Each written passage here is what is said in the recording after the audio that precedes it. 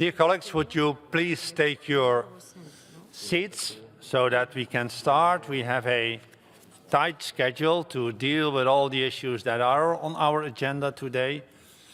So I remind everybody that we should also stick to the speaking times.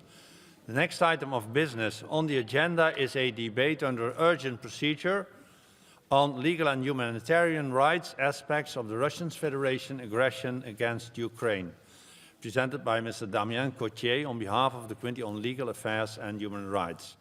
Madam Oleksandra Matviichuk, head of the Center of Civil Liverties, who I welcome very much, and 2022 Nobel Peace Prize laureate, will also make a statement at the beginning of the debate. In order to finish by 12 noon, when the Prime Minister of Iceland, representing the country that is now chairing the Council of Europe, I will have to interrupt the list of speakers at about 11:40 to allow time for the reply and the vote on the draft resolution. Now, first I call Mr. Damien Cotier, rapporteur. You have 7 minutes now and 3 minutes at the end of the debate. Damien. Merci, Monsieur le Président.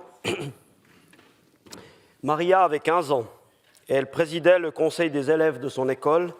Elle s'intéressait à la musique, elle aimait faire pousser des fleurs et on dit que ces spectacles de danse enchantaient par leur beauté et par leur grâce. Maria est morte ce 14 janvier à Dnipro, avec de nombreux autres civils arrachés à la vie, arrachés à sa famille, par un missile qui a éventré son immeuble. Nous avons tous vu ces images insoutenables. Maria n'aurait pas dû mourir. Elle aurait dû être protégée par ce document, ou plutôt par les successeurs de ce document. Ce document est une réplique de l'original de la Convention de Genève, la première Convention de Genève de 1864. Les conventions de Genève existent pour apporter un peu d'humanité dans l'enfer de la guerre. C'était la volonté des gouvernements qui l'ont négociée et signée à l'époque. Ces conventions, dont mon pays, la Suisse, est fier d'être dépositaire, fixent les règles de la guerre pour protéger les populations civiles, les hôpitaux, les écoles, le personnel humanitaire, les soldats blessés, les prisonniers de guerre, etc. Malheureusement, ces conventions, pourtant universellement ratifiées, ne semblent être qu'un bout de papier pour certains. Les attaques russes contre les populations civiles sont innombrables.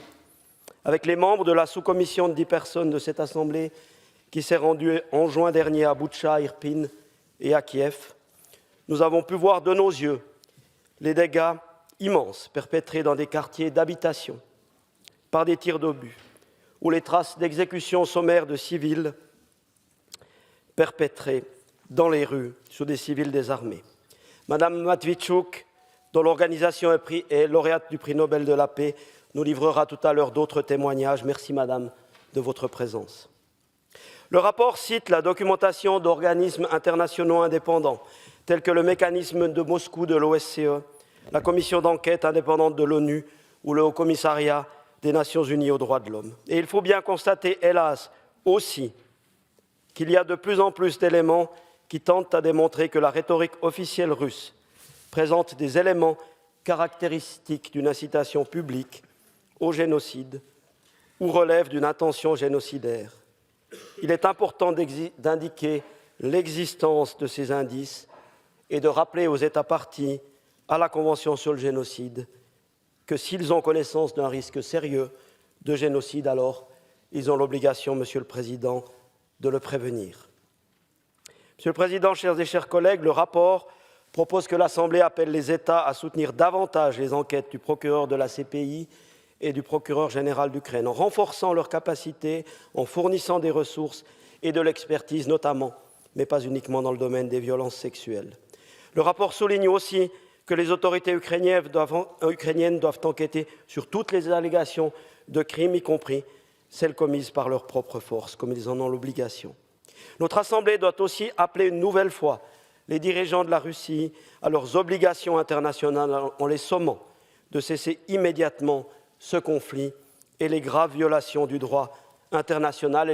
Elle appelle aussi le Bélarus à cesser d'aider à commettre ces crimes.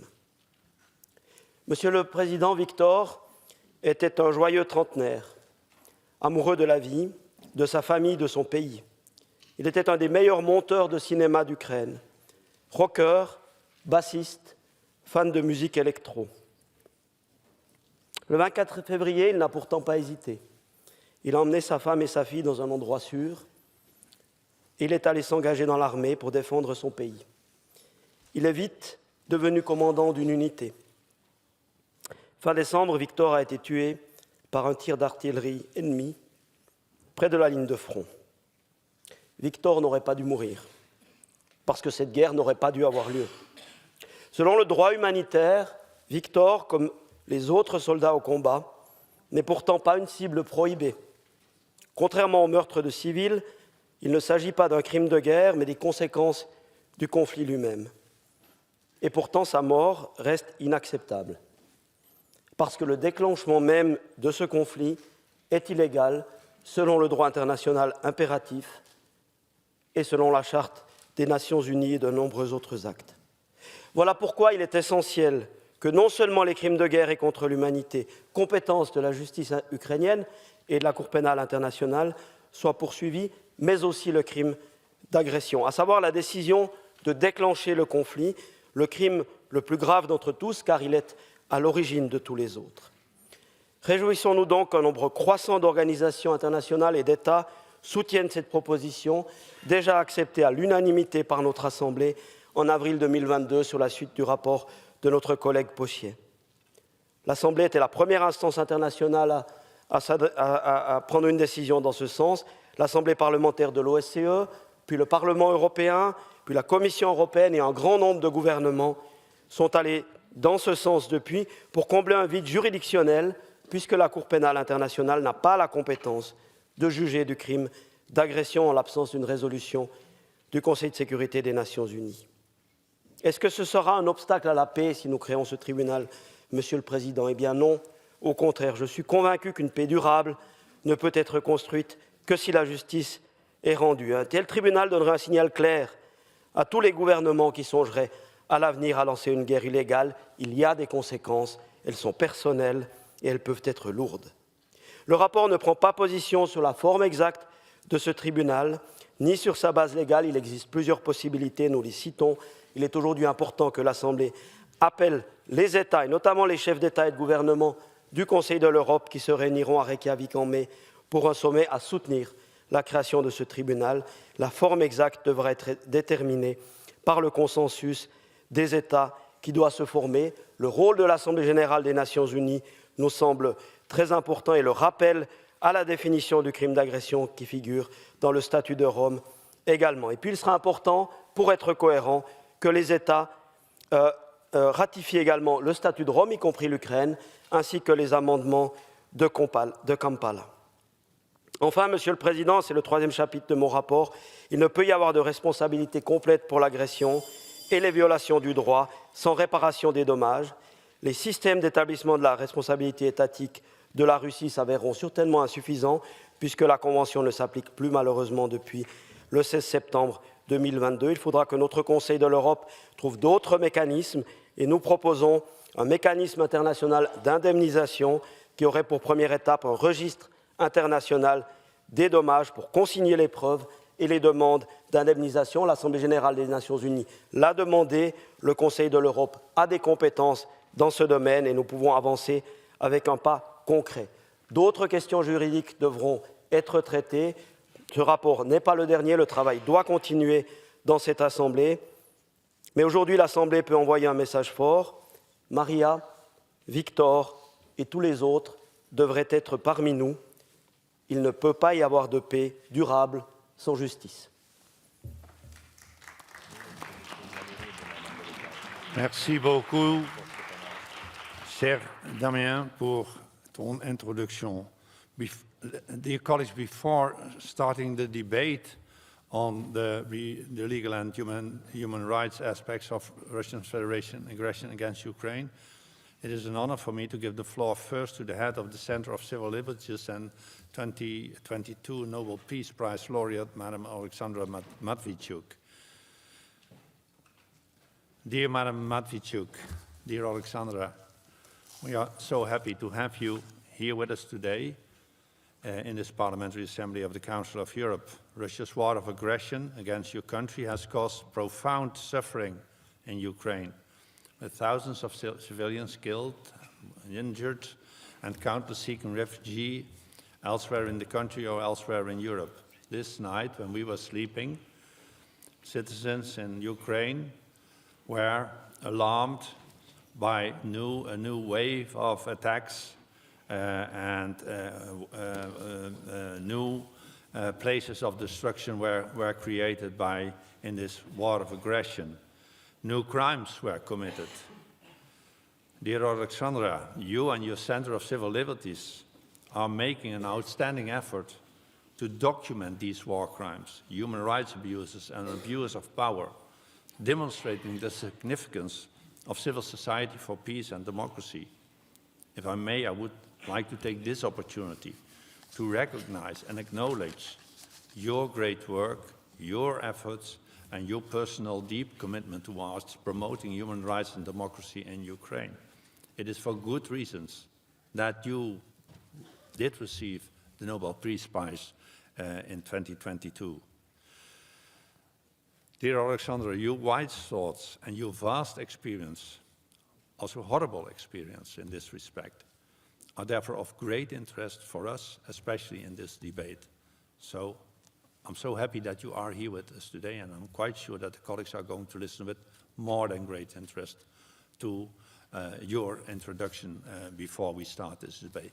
You have the floor, Oleksandra. Ladies and gentlemen, I'm a human rights defender, and I have been documenting war crimes in this war, which Russia started in 2014. Back then, Ukraine obtained a chance for the quick democratic transformation after the collapse of the authoritarian regime. In order to stop us on this way, Russia started this war and occupied Crimea and part of Donetsk and Lugansk regions. Because Putin is not afraid of NATO. Putin is afraid of the idea of freedom. After the large-scale invasion, we face with unprecedented amount of war crimes. Russian troops deliberately destroy residential buildings, churches, schools, hospitals, attack evacuation corridors, establish filtration camps system, organize forcible deportations, commit abductions, rapes, tortures, and murder civilians in the occupied territories. This is the conscience policy. Russia uses war crimes as a method of warfare. Russia attempts to break people's resistance and occupy the country by means of inflicting the immense pain on civilians. We document this pain.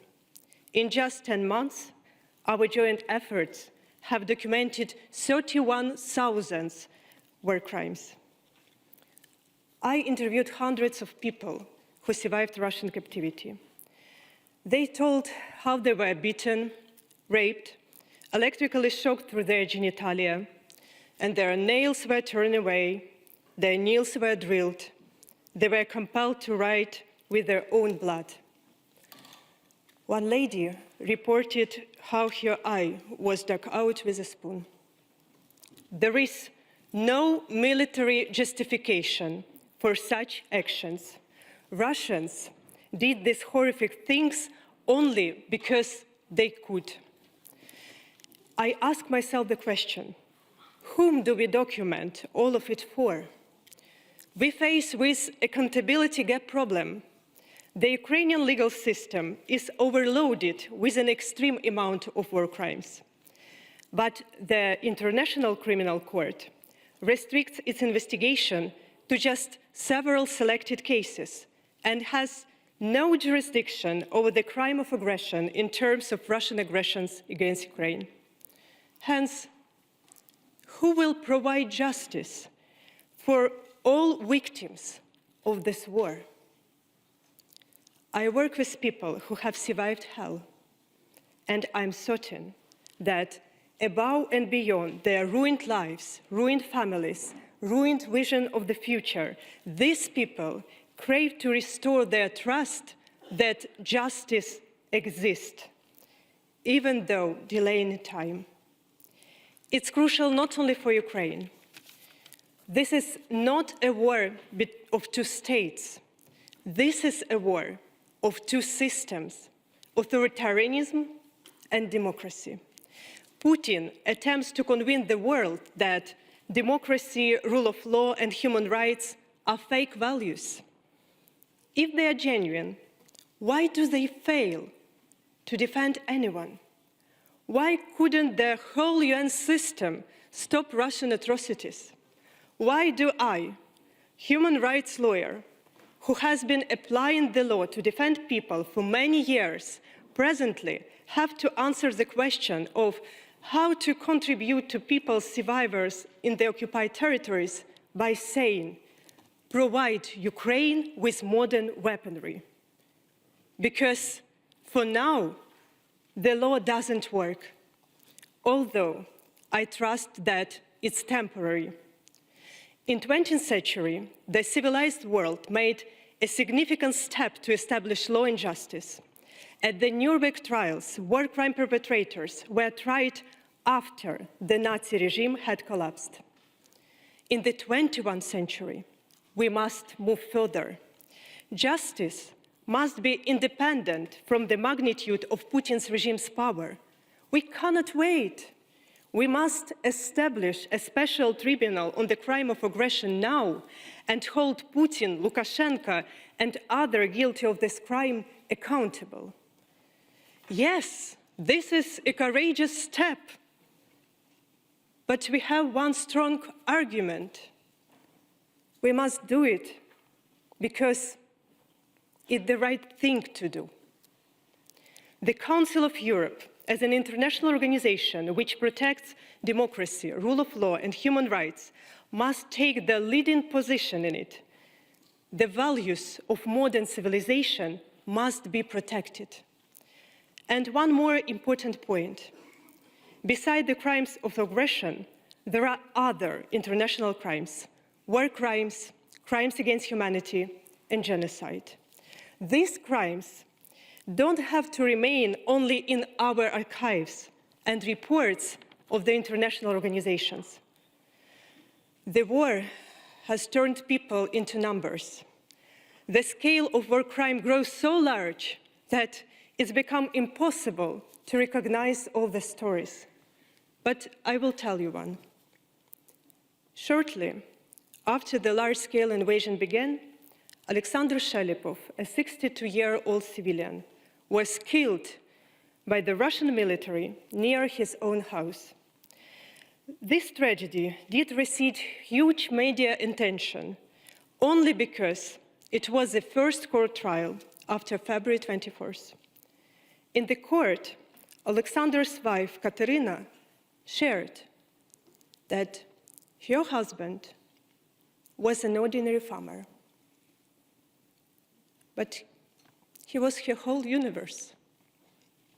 And now she lost everything. And this is the key meaning of justice.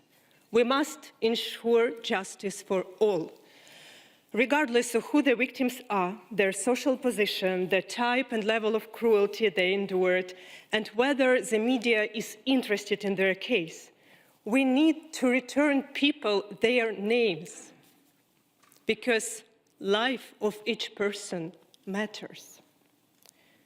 The member states of Council of Europe have to assist the legal system of Ukraine to make it capable to effectively investigate and bring to responsibility for war crimes, crimes against humanity, and genocide. We must ingrain international element into the level of national investigation and national justice. We need to create a hybrid mechanism where national investigators work together with international investigators. National judges work together with international judges.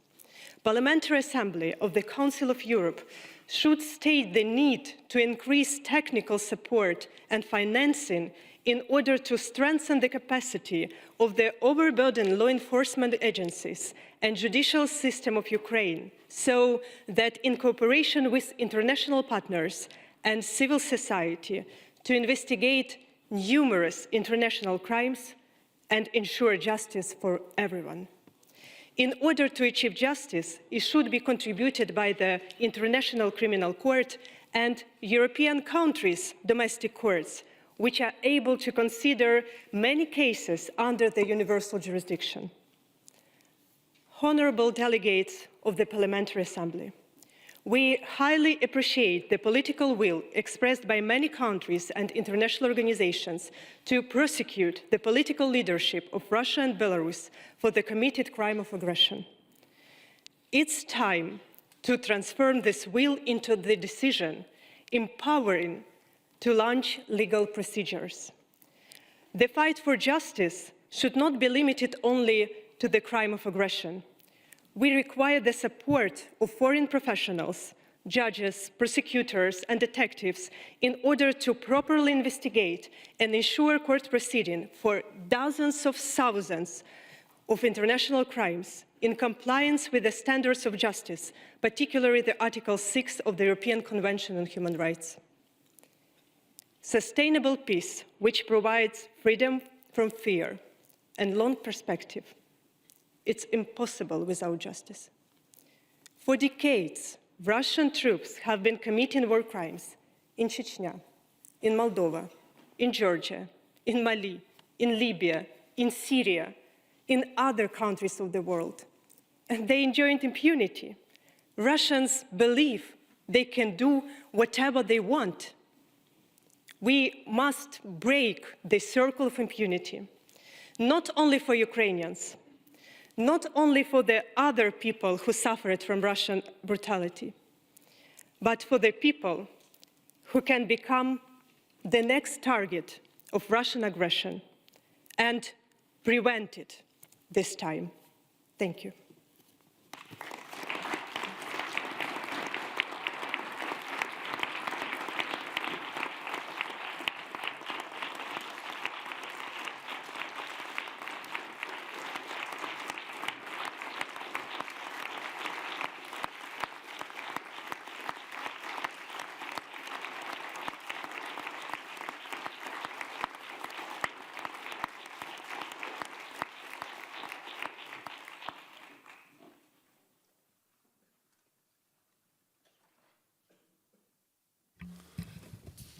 Thank you so much, dear Oleksandra.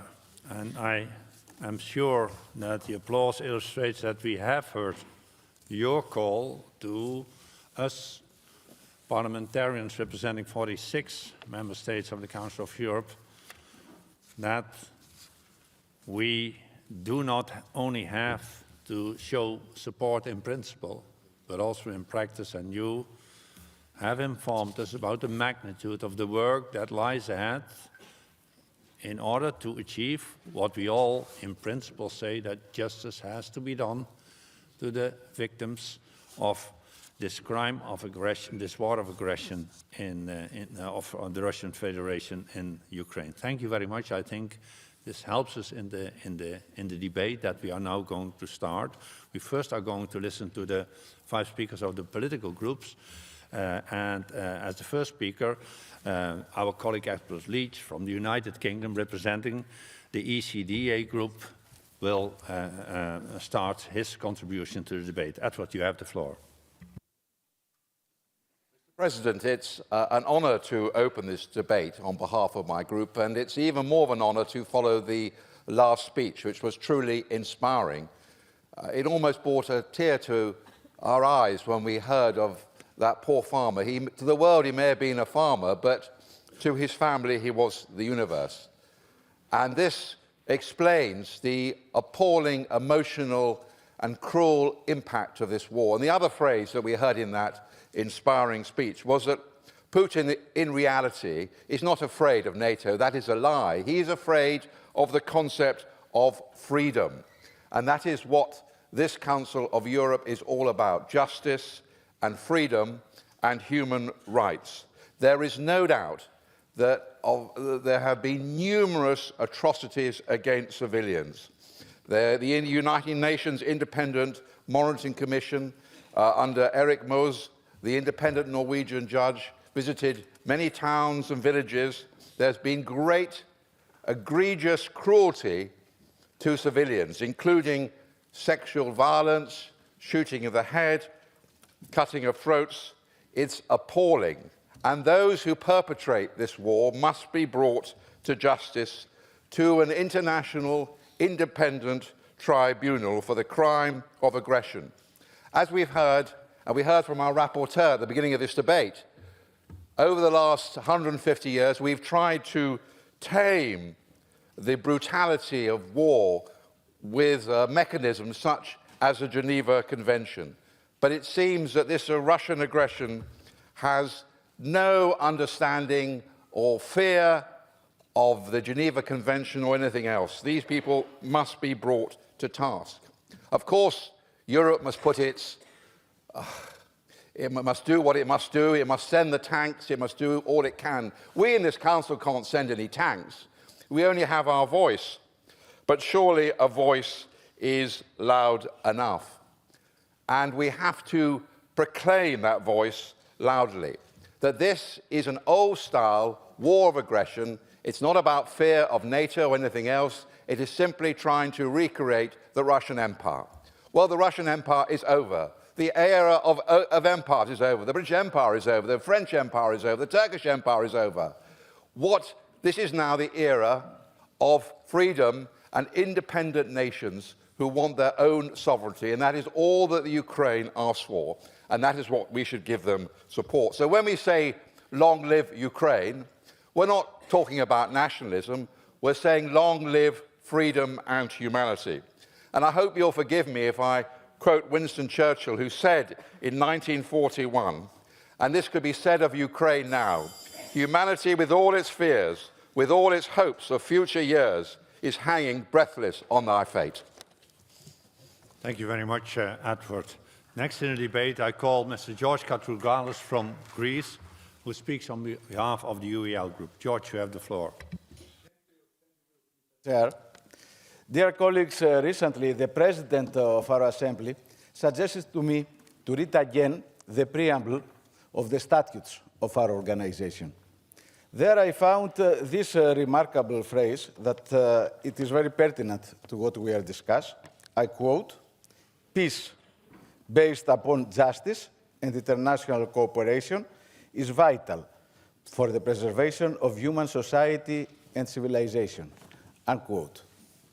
Exactly for this reason, because peace and justice and international cooperation cannot be dissociated, we remain very skeptical for the establishment of an ad hoc tribunal which could undermine the moral authority and the legal jurisdiction of the ICC. I remind you that after the amendments of Kampala of 2010, aggression is the fourth core crime that ICC can have under its jurisdiction. But unfortunately, we have only 44 ratifications for this agreement. United Kingdom has not ratified, neither France, nor my own country, Greece. This is butter to the bread of the Russian propaganda, that the invasion is not a violation of international legality, but just an incident of the quarrel, of the dispute between the West and Russia. So, I suggest that we push our countries for the ratification of the Kampala Agreement, try to found through the General Assembly of the United Nations a way that the procedural issues that remain should be overcome. The second point of my intervention, dear colleagues, is the other thing that our statutes remind us, peace. I'm not at all a proponent of the cynical realism in international relations, but I found very interesting the recent article of Kissinger to Spectator. You must have read it. It is entitled, "How to Avoid Another World War." And among analogies with the current situation and the situation in the First World War, which could have ended in 1916, he suggests that it is time for a negotiated peace in Ukraine. And also, I quote, he warns against of dreams of breaking up Russia, which could unleash nuclear chaos. So the European institutions and the European countries should also proceed with initiatives for peace. Peace, of course, respecting fully the Ukrainian sovereign rights, because peace and justice are dissociated. Thank you. Thank you, George. Next in the debate, I call Suna Ivarsdottir from Iceland, and she speaks on behalf of the group of Socialists, Democrats and Greens. Suna, you have the floor. Thank you, Mr. President. Impunity for war crimes is a driving factor for war crimes. The fact that perpetrators of war crimes very often escape justice is a big reason why war crimes are so readily committed in conflicts all over the world. And this is why we must do our very best to end impunity for war crimes. In the case of Russia's horrendous war of aggression against Ukraine, there is not only impunity for war crimes, but the terrible practice of Russian soldiers being awarded for war crimes with medals and promotions. And we have seen with our own eyes, those of us who participated in the fact-finding visit to Kiev, Irpin and Bucha last year, that Russia's strategy of attack is to attack civilian targets on purpose and on a massive scale. Schools, kindergartens, hospitals, shopping malls, apartment buildings, and even playgrounds were destroyed by Russian bombs. I witnessed with my own eyes the devastation caused by this genocidal invasion. Seeing a clothes rack with what used to be clean laundry left to dry in someone's laundry room, left bare by a bomb that had opened the entire apartment. Seeing a kitchen table with coffee cups and cutlery standing on a ledge of rubble, spotting a teddy bear in the ruins left by Russian bombs, made one thing very clear to me and my colleagues, that the biggest crime of all is the war itself. That is why, dear colleagues, this report is so important, because it lays out a roadmap to justice. We must try Putin and his accomplices for the crime of aggression. We must set up a special tribunal on the crime of aggression to bring them to justice. Because to end war crimes, we must end impunity of war crimes. And to end wars, we must end impunity for the crime of all crimes against peace, the crime of aggression. Dear colleagues, I speak not only for myself, but for all of us in the Socialists, Democrats and Greens group when I ask you to support this report, with all of the important recommendations it contains, and also when I thank the rapporteur for setting before us a roadmap to justice. And on behalf of all of us in the group of Socialists, Democrats and Greens, I declare our full solidarity with the brave people of Ukraine and our strong hope for peace for your nation. Thank you. Thank you, Suna. Now in the debate, I call Madam Maria Valentina Martinez Ferro from Spain, and she speaks on behalf of the EPP group. Maria, you have the floor. Thank you, Mr. President. I would like to thank and congratulate Mr. Cotier and the Secretariat for this important and excellent report about the legal and human rights aspect of this terrible war. We, as the EPP group, would like to strengthen the importance of 2 points that we have heard here this morning. The need to establish a new Nuremberg tribunal to judge the terrible crimes and provide justice and hope to all the Ukrainians.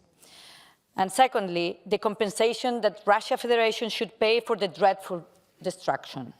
Since 2014, Russia has been committing numerous crimes on the territory of Ukraine, but since February 2022, the scale of these crimes has become unprecedented. Bucha, Irpin, Gostomel, Borodyanka, Mariupol, Izium became cities known to everyone in the world for the horror and destruction they are suffering. We need to bring justice to those involved in committing of international crimes, including war crimes, crimes against humanity, and the crime of genocide, as soon as possible. There is an unprecedented involvement of other countries in the investigation of crimes committed on the territory of Ukraine with the joint investigation team. And there is also an important involvement of the International Criminal Court that unfortunately does not have the authority to investigate the crime of aggression against Ukraine. Therefore, we must take the initiative and create such a mechanism that will be able to investigate and prosecute the highest political and military leadership of the Russian Federation for committing the crime of aggression against Ukraine. Such a mechanism is the Special Tribunal for the Crime of Aggression against Ukraine. To this end, Ukraine has proposed to submit a draft resolution on the creation of such a mechanism to the UN General Assembly for consideration. The creation of this special tribunal opens a window of opportunity for that part of Russian elites who realize that Putin's regime is leading Russia into an abyss. We need a new Nuremberg trial. The second point is that Russia, the aggressor, is causing enormous destruction on the territory of Ukraine, shattered cities, damaged environment, ecosystem, crippled economy amidst massive human losses. Therefore, there is a need to create a new and innovative compensation mechanism to collect, assess, and ultimately provide compensation for hundreds of thousands of claims against the Russian Federation for direct losses stemming from the aggressions against Ukraine. The main concept of the international compensation mechanism is the construction of a coherent system that could ensure real compensation for damages caused by aggression. Therefore, as the report stresses, we should establish the international registry of damages to record in documentary form of evidence and claims, information on losses, injuries and damages to all legal and natural persons concerned, as well as the state of Ukraine caused by Russia. Finally, we would like to welcome the decision of all the countries who have decided to continue supporting Ukraine with all the necessary means, economical, political, and of course, military. It is the right thing to do, as Oleksandra has just said.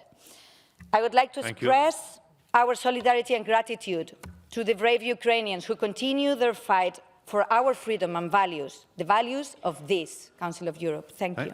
Thank you very much, Maria.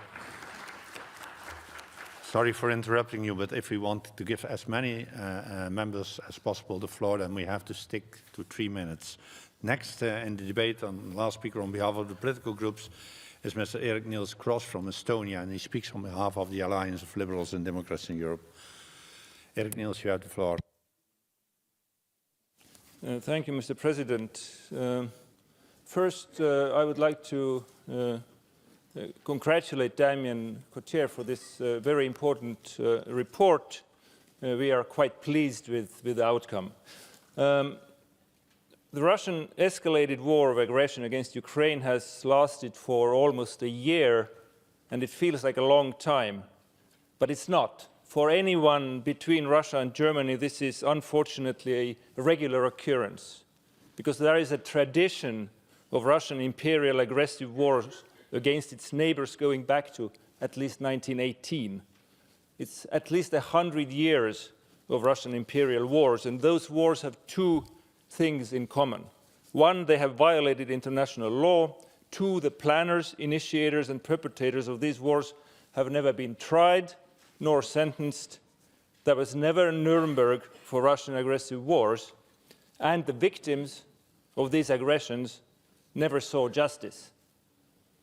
There is a very sad tradition of a vicious cycle of impunity of Russian war criminals that we are still living in Europe. Be it war against Georgia in 1921 or 2008, against Finland 1939, Hungary 1956, the Baltic States 1940, the list is long. All these wars have been conducted violating international laws, all these wars have been fought in violating Geneva Conventions, and almost all of them have clearly been aggressions, violating jus ad bellum, the right to war, at least since the crime of aggression was defined in 1928. And today we again are saying, with this report and with our speeches, no more impunity for crime of aggression, no more impunity for crime of genocide, no more impunity for crimes against humanity, no more impunity for war crimes. But as the German foreign minister told us just 2 days ago, declarations are not enough. This report outlines some steps that must be taken now to make sure that the criminals in this war will be punished. We need an international special tribunal to investigate and try the crime of aggression, the mother of the war crimes. As the Nuremberg judgment says, war of aggression is not only an international crime, it is the supreme international crime, differing only from other war crimes in that it contains within itself the accumulated evil of the whole. Therefore, it's alarming that the world in 100 years has not been able to agree upon a court that would have universal jurisdiction over the crime of aggression. We need to set up a tribunal for Russian aggressors. We need to reform the ICC system and Rome Statute so that this kind of court would be there in the future. And we, in ALDE, particularly welcome the recommendation to immediately set up an ad hoc prosecutor's office for the special tribunal, even if the tribunal itself has not yet been formed. We should address this in Reykjavik. And to sum it up, the report is good. We need to keep pushing this. Freedom of Ukraine depends on victory in war. Thank you. Freedom of Russia depends on ending the vicious cycle of impunity. And the future of Europe depends not only on Ukrainian victory, but on the end of impunity of aggressors. Thank you. Thank you, Erik Niels. But please, colleagues, stick to the 3 minutes. It's a matter of solidarity to get as many people involved as possible in the debate. Next in the debate, I call Mr. Darko Kavci from North Macedonia. Darko, you have the floor. Your microphone, please. The other one. Thank you, Mr. President. First of all, I want to send congratulations to excellent report to Mr. Cotier. Every democratic state stands in solidarity with Ukraine and continues to support the Ukrainian people. Thousands of people have been killed as a result of Russian brutal invasion of Ukraine. Civilian infrastructure, like including kindergartens, schools, universities, hospitals, buildings, houses and cultural centers are being targeted every day. The armed attack of the Russian Federation on Ukraine has led to a grave decline of the human rights in the country, with thousands of civilians killed and injured, tortured and ill treatment. 18,000 victims are documented since the beginning of the aggression. The real number of dead or injured people is much higher. There are millions of Ukrainian refugees across Europe, and almost 5 million are internally displaced. We call on Russia to immediately end the attack. This war endangers Europe, and the future of our security and our democracies depend on it. The price to pay is on every one of us. We must not tolerate the daily killing of civilians, the horrible torture, and the other violence of human rights. Russian forces are also devastating the environment in which the people are living. There are explosions and fires, endangering the air with toxic gases and threatening the safety of the nuclear reactors. The destruction of the industrial facilities is contaminating the waters and the soil with chemicals. All leaders of democracies should immediately act. This is a lesson for every one of us, and we must remember that all autocracies are dangerous and a threat to the peace. The radical extremist narratives are not to be trusted, and we should cancel right away. This is why we should act to stop every emerging dangerous opinion in every democratic society. We must act jointly and make a strategic change to ensure the future for the new generations. In the coming times, we have to strengthen the regional cooperation even more, eliminate the potential for new conflicts, and ensure the stability and the safety for all. Once again, we are standing in solidarity with Ukraine and condemn Russian unprovoked military aggression. Thank you very much. Thank you very much, Darko, and sticking to the speaking time. Now in the debate, I call Mr. Emanuelis Zinkeris from Lithuania. Emanuelis. Thank you, Tine.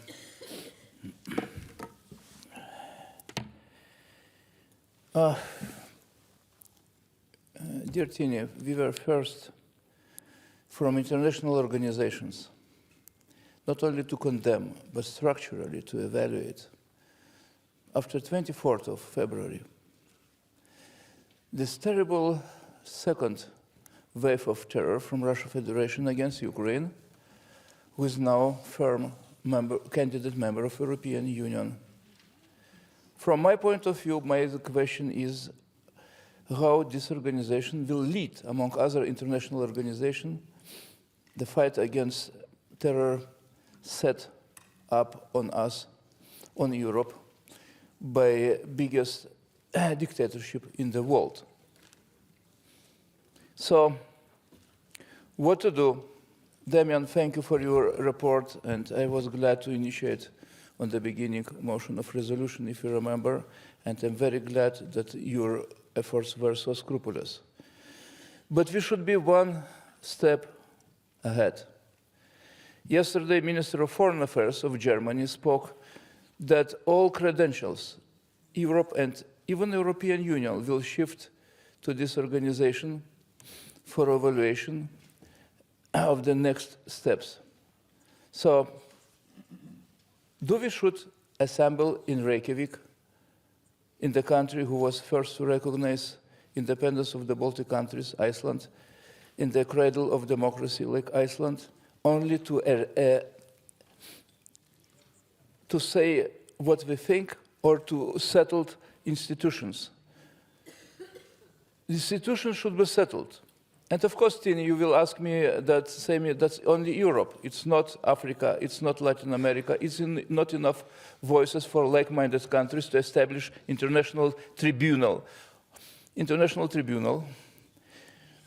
to evaluate all those levels of war of aggression and other levels and to go ahead. But the finances should be set. 2 years ago, somebody raised the question that Russia will not pay contribution to European Union budget. I'm sorry.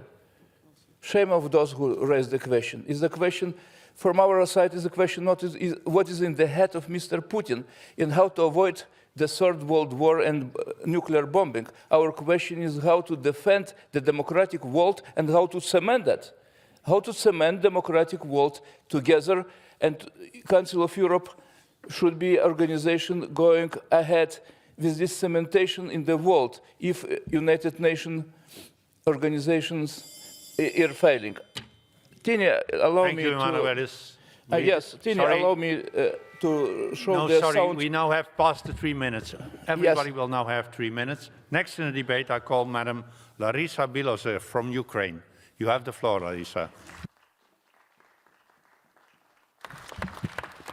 Dear Mr. President, dear colleagues, I would like to commend Rapporteur Mr. Damian Katrin for this excellent report, as it is of utmost importance at the time when already 11 months Putin is destroying with impunity an entire state in Europe in front of the eyes of the civilized world, trying to wipe off the face of the earth's Ukrainian nation, violating, I would say, raping the international law in most perverted manner.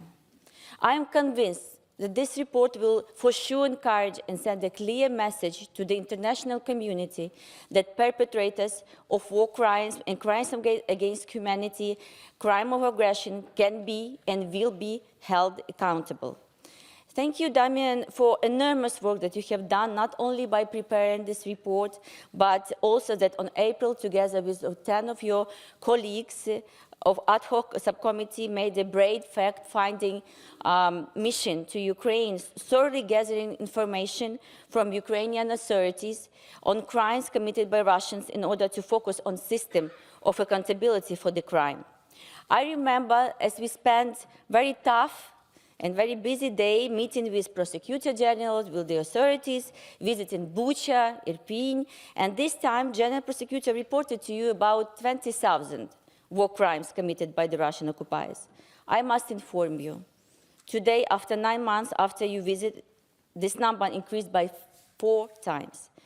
Ukraine recorded already 80,000 crimes, including the murder of more than 9,000 civilians, including murder of 453 children, and this is just the tip of the iceberg. The aggressor still consistently continues to cause new destructions on the territory of my country. Our land is literally bleeding.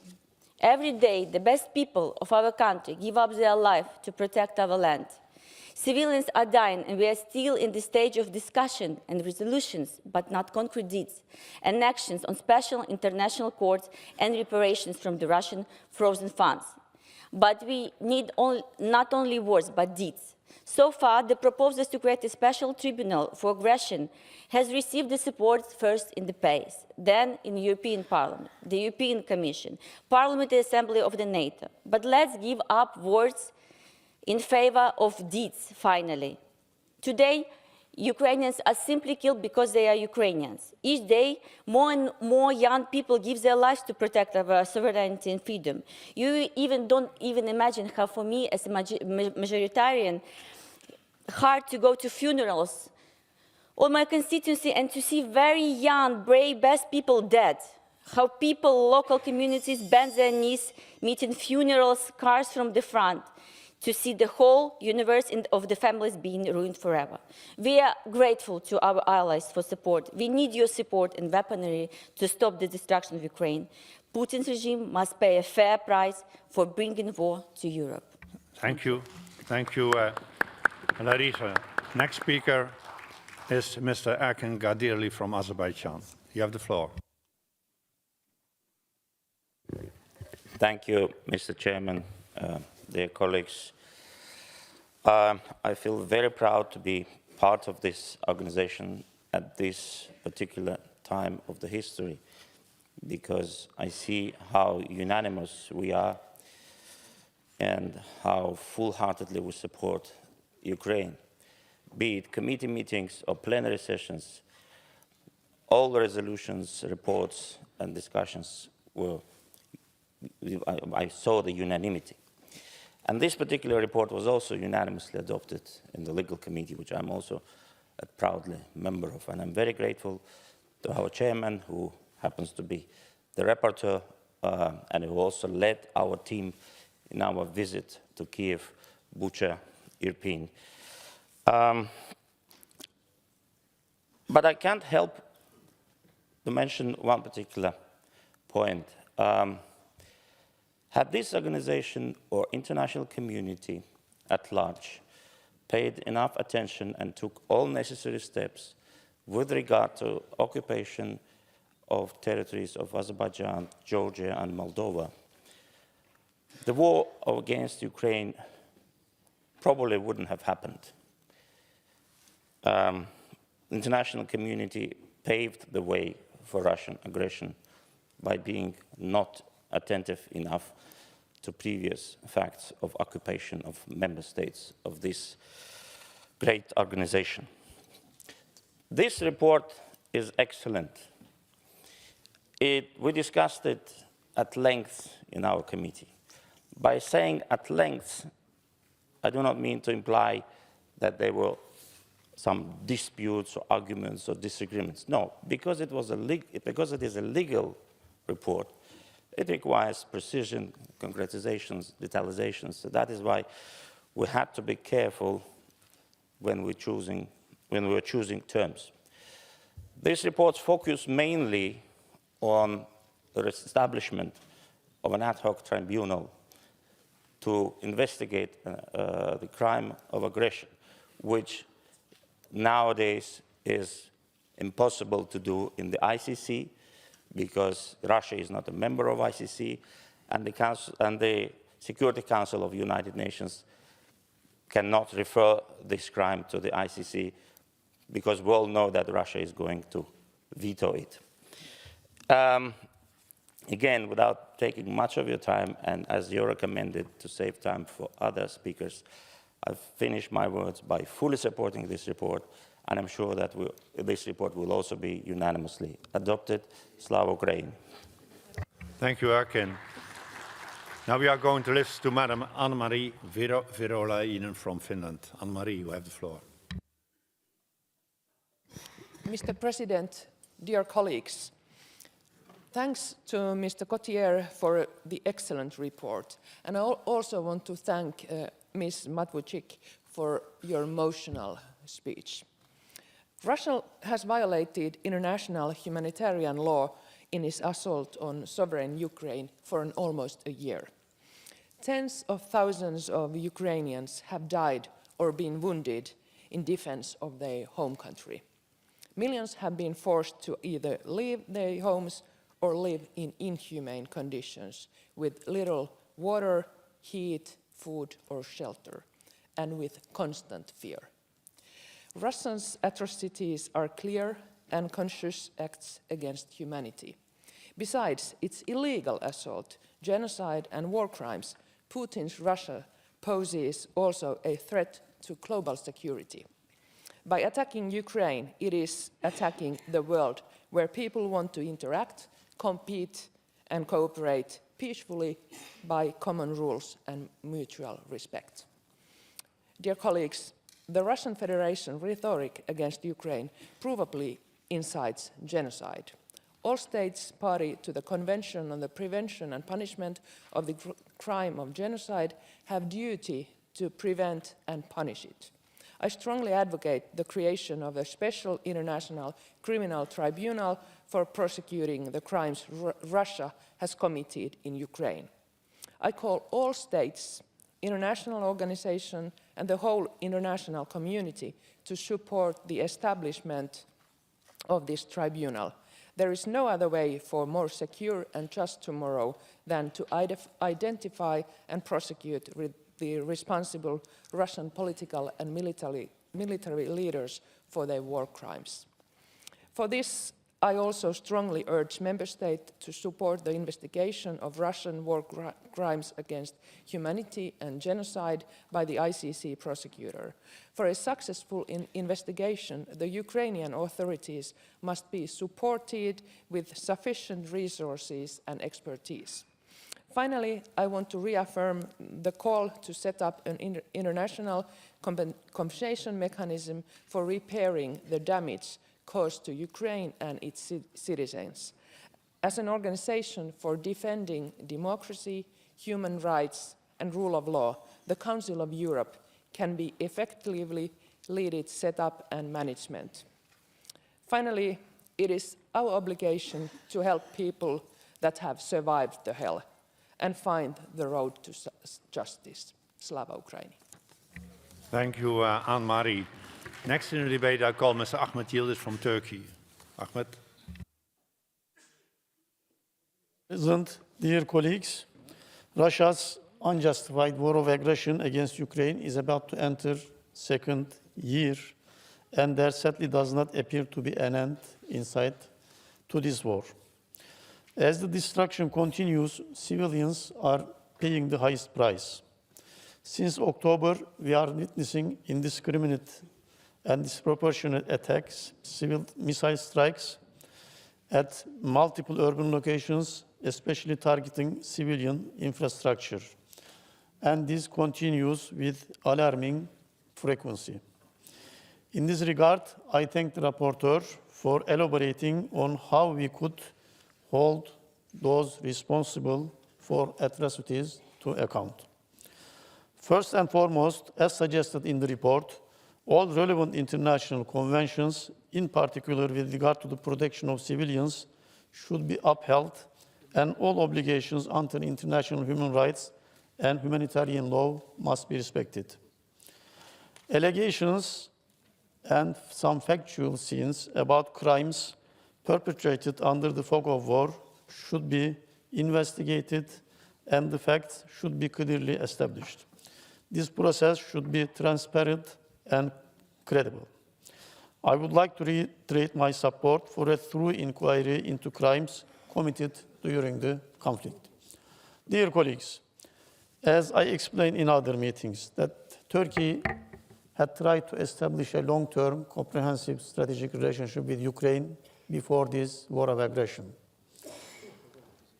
Unfortunately, this aggression happened. It couldn't be aborted. It couldn't be deterred by the international community. the conditions in the Black Sea, the Turkish geopolitical location, and international conditions put Turkey in a unique situation, in a unique position to do something that others cannot do.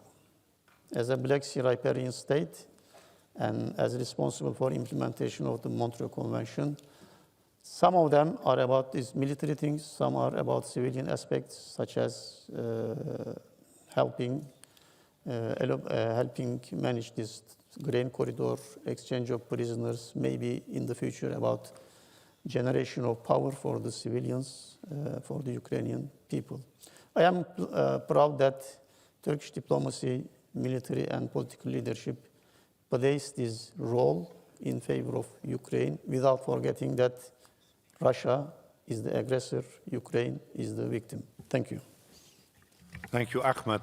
Now we are going to listen to Mr. Paulo Pisco from Portugal. Paulo, you have the floor. Also to Ms. Oleksandra Matviichuk for important speech and for the courageous work that she and the organization are doing.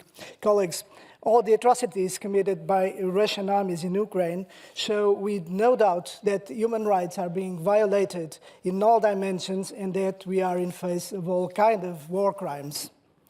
From aggression to genocide, absolute lack of humanity, indiscriminate killings, destruction of entire cities, use of forbidden weapons, destruction, violence, torture, forcibly displaced children and helpless persons.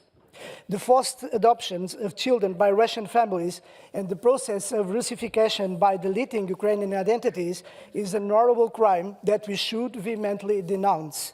The absurd of the situation is that in spite of the huge amount of proofs and evidences of all kinds that are being collected by an important international coalition and several international courts, the Russian political and military perpetrators of all those crimes may not come to judgment and condemnation. So complex are the mechanisms of international justice. That possibility is a nightmare that should not happen. As it is totally absurd that in face of the tragedy of the war in Ukraine, the United Nations are blocked because of the veto power of Russia, something that is not tolerable for the future. In the barbaric war in Syria, Bashar al-Assad crossed a red line using chemical weapons, and nevertheless, he still lives in impunity, ruling the country, never being judged, what shows the limitations and constraints of international law and how the force of law became weaker and the world more unpredictable and dangerous. If after the war there will be no justice or unsatisfactory condemnations to all crimes committed, we will be hurting very badly the value of international law and all conventions that patiently we have been built along decades to bring civilization and humanity to the world. It is also a dangerous precedent because there's always countries that will feel more confident to aggress other nations and commit so many crimes as those that are now being committed by Russia.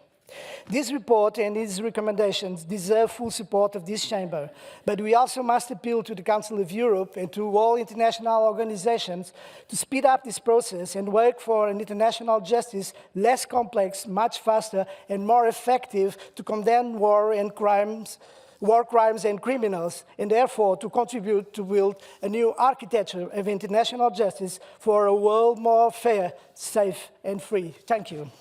Thank you, Paulo. Now we are going to listen to Madam Ingrid Schou from Norway. Ingrid, you have the floor. President and colleagues, first of all, let me commend our rapporteur, Mr. Cottier, for having prepared a thorough report on an urgent matter.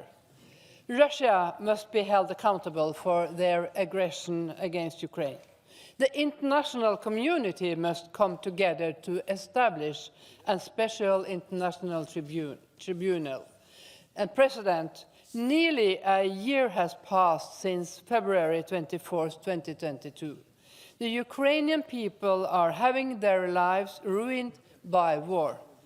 They have suffered from the actions of their neighbors, not only since last year, but since 2014, when Crimea was illegally annexed. What we will examine today So it is how to hold Russia accountable for the act of aggression and how to ensure accountability for war crimes, crimes against humanity and possible genocide. After February the 24th, our Assembly was quick to act. Our organization, the Council of Europe, excluded a member. There was no doubt that Russia's actions were in breach of the statute of the Council of Europe. And President, when it comes to war, it is rarely as clear as it is now. Russia is the aggressor of the war. How can we hold Russia and the political and military leadership to account? Our international system of justice is not rigged for the situation we are in. Our organization, the OSCE, the United Nations, and many others of our multilateral structures were founded in the wake of the Second World War.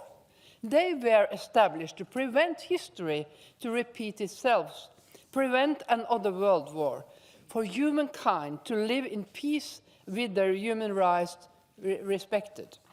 Now we are in the situation where one of the victors of 1945 is the aggressor.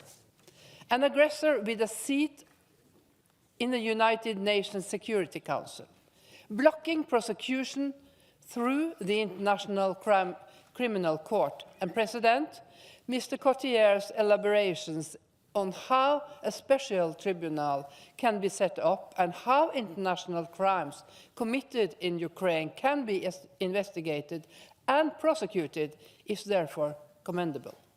When we adopt this draft resolution, we will give a strong signal to our governments to move forward to establish the special tribunal, to make sure that heinous crimes committed in Ukraine is not only investigated but also prosecuted, to make sure that aggressors and perpetrators are held accountable. Thank you. Thank you, Ingrid. Prochain orateur est Monsieur André Gattolin de la France. André, la parole est à vous. Merci, Monsieur le Président, mes chers collègues. Tout d'abord, Monsieur le Président, je tiens à vous remercier pour l'invitation qui a été faite à Oleksandra Matviichuk de s'exprimer ici. Madame, je veux dire toute l'émotion que nous ressentons pour, de manière souvent partielle, avoir été aussi un défenseur de personnes qui ont souffert. Ce que vous devez, au-delà de la dureté de ce que les personnes ont subi, vous-même ressentir est quelque chose de terrible. Et je tiens à vous féliciter, vous et votre organisation, et je crois que ce prix Nobel de la paix est pleinement mérité. Vous l'avez dit, vous avez documenté 31 000 crimes de guerre. Et vous l'avez évoqué sobrement, ça a été rappelé il y a quelques instants par notre collègue grec, il y a des crimes de guerre, des crimes, dirais-je, contre l'humanité que nous pouvons difficilement renseigner. C'est celui de la déportation massive de personnes dans les territoires annexés ou occupés par la Fédération de Russie, des centaines de milliers d'enfants qu'on force à abandonner soit leur famille, parfois orphelins, mais qui ont aussi des membres ukrainiens chez qui ils pourraient être accueillis, que l'on force à aller sur le territoire de la Fédération de Russie. On crée des décrets spéciaux pour les faire adopter dans une rhétorique qu'on retrouve dans la presse propagandiste du Kremlin humanitaire. Ces enfants, que deviennent-ils? Quel est l'objectif? Quand on lit certains journaux qui nous expliquent que c'est pour procéder à la dénazification qu'on fait la désukrainisation, qu'on va transformer ces enfants en bons petits Russes comme on le fait avec les enfants ouïghours en République soi-disant populaire de Chine.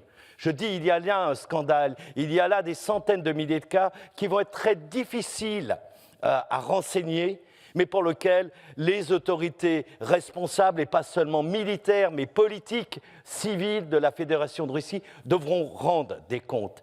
Et cette situation, elle est abominable parce qu'elle relève, à proprement dit, du cas de crime de génocide. Et à un moment, il va falloir que nous osions ce mot quand on procède à une épuration ethnique de territoires.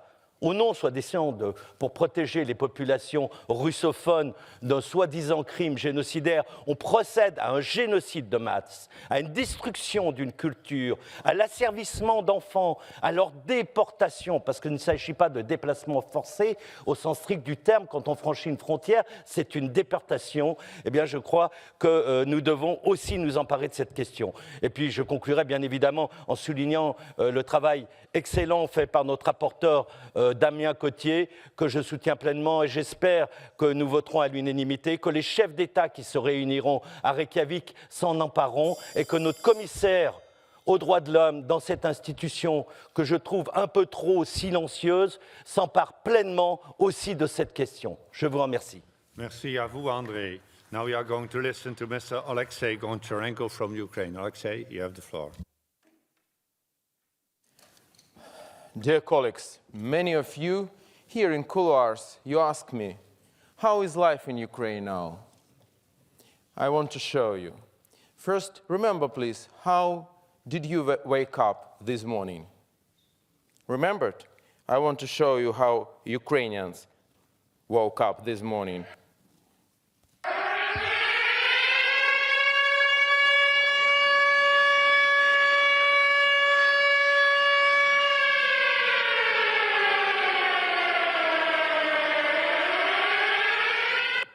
Millions of Ukrainians, including my children, woke up like this morning, and many mornings during this almost 1 year, and new victims already in Ukraine. And we are meeting here for the 5th time from the start of this awful war, aggression, invasion, and Ukraine continues to bleed. Yes, we need new Nuremberg against new Nazis, yes, but first, to may have a Nuremberg, Nazis should be defeated. Before Nuremberg happened, Nazis were defeated in 20th century. And before new Nuremberg will happen, new Nazis should be defeated. That's the first thing. That's why, when here was Minister Baerbock, and she said, that's not a good place to speak about weaponry, when we asked her several times. We're here for peace and justice. But you can't achieve peace without weaponry today, because there is war. You can't achieve peace by demilitarizing, like we're making recommendations and resolutions today.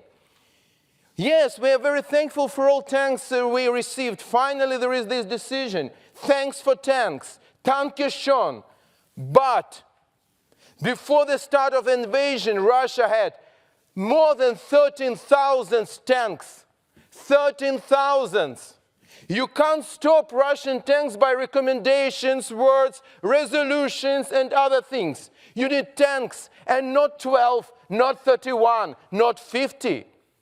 And today the dove of peace is F-16 for Ukraine, is Gripen for Ukraine, is the fighters for Ukraine. So we should do this now.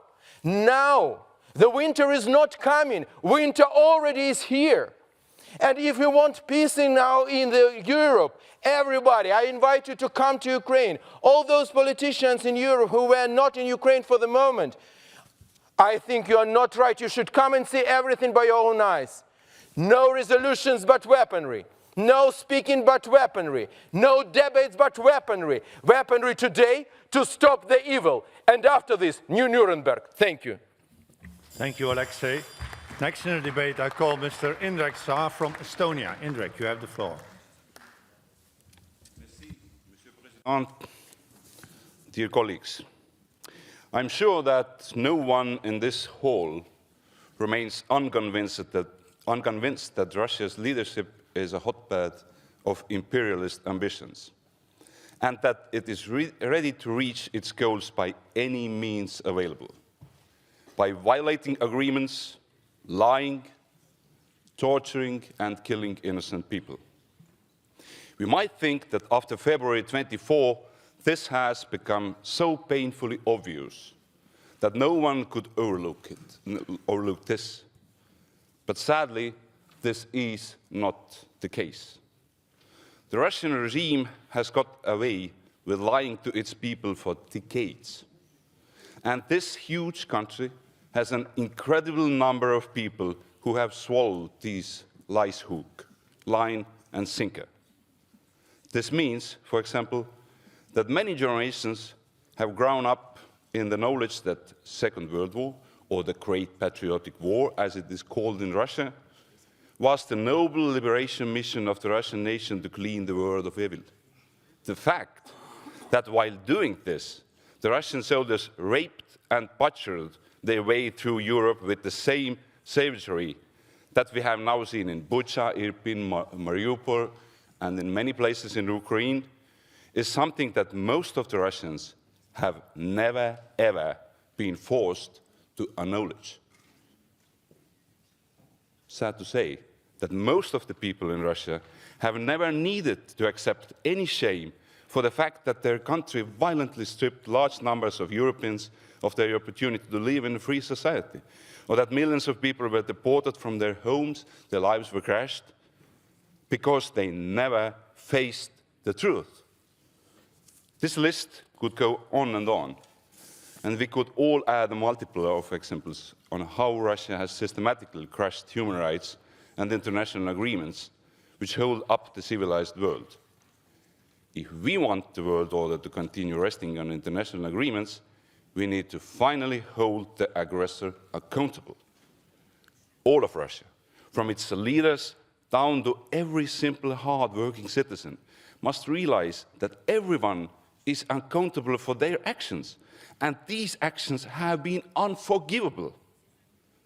We need to be able to tell the truth in a way that reaches every individual. We need to do it for ourselves and for every Russian.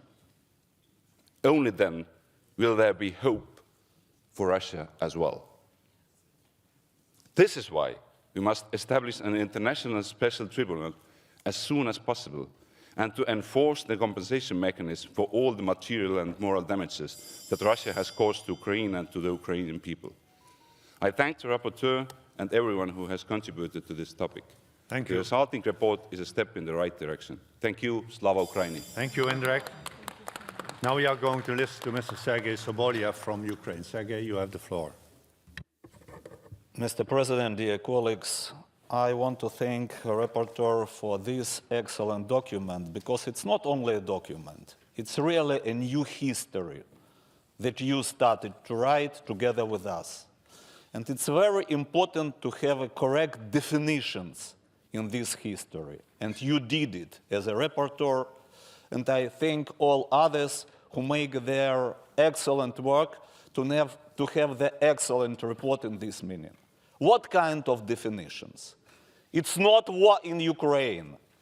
It's the Russian aggression against Ukraine. It's very important that we have this definition. It's not like a war. It's an exact date of this war and Russian aggression against Ukraine. It's the February of 2014. And second, it's February of 2022. It's very important to understand this, because without these definitions, we can't do another work. The work for future special tribunal. It's very important to understand that it's not only war crimes that we analyzed on previous days, sexual war crimes, but it's as well a war crimes of the army of Putin, and as well of his private army, Wagner troops. It's very important that we also have this in this report. This report is maybe only the beginning of future reports where we need to analyze step by step what we had to do in the 21st century to analyze how it's possible that new fascist regime who are sitting in this building together with us, who are now still try to protect them on different international organizations, including United Nations organization. We need to define all this. This report is a very excellent report also because it's a good way for NATO countries, for European Union, and maybe for United Nations organization, how to analyze and to stop the future wars. I think all this together gives us an excellent mechanism how to prevent war and how to stop war. Because war did not start in Ukraine. It started in Georgia in 2008, and we must understand that we do not stop this war this time. I think that this report, it's only the beginning, but good beginning. Thank you. Thank you very much, Sergei. Now I call on the debate Mr. Kimmo Kiljunen from Finland. Kimmo. Mr. President, we are having here just now an exceptionally important discussion, the Russian aggression against Ukraine. Thanks very much, Madam Oleksandra Matviichuk, for your very strong, valuable, and even emotionally touching speech. Thank you very much indeed. You noted that the war which Russia is carrying in Ukraine, Russia is committed many very serious war crimes.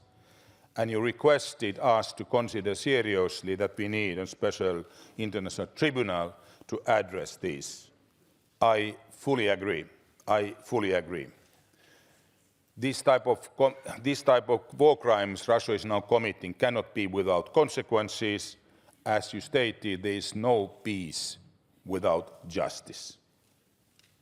You also said Putin is not afraid of NATO. Putin is afraid of democracy. Indeed. Indeed. Putin is afraid of democracy, which means that he's actually afraid of his own people, his own people's aspirations and rights for democracy, human rights, and rule of law. That's what he's battling. That's what he is afraid. And the democratic will of Ukrainian, similar way like the democratic will of Belarusian people, is the threat.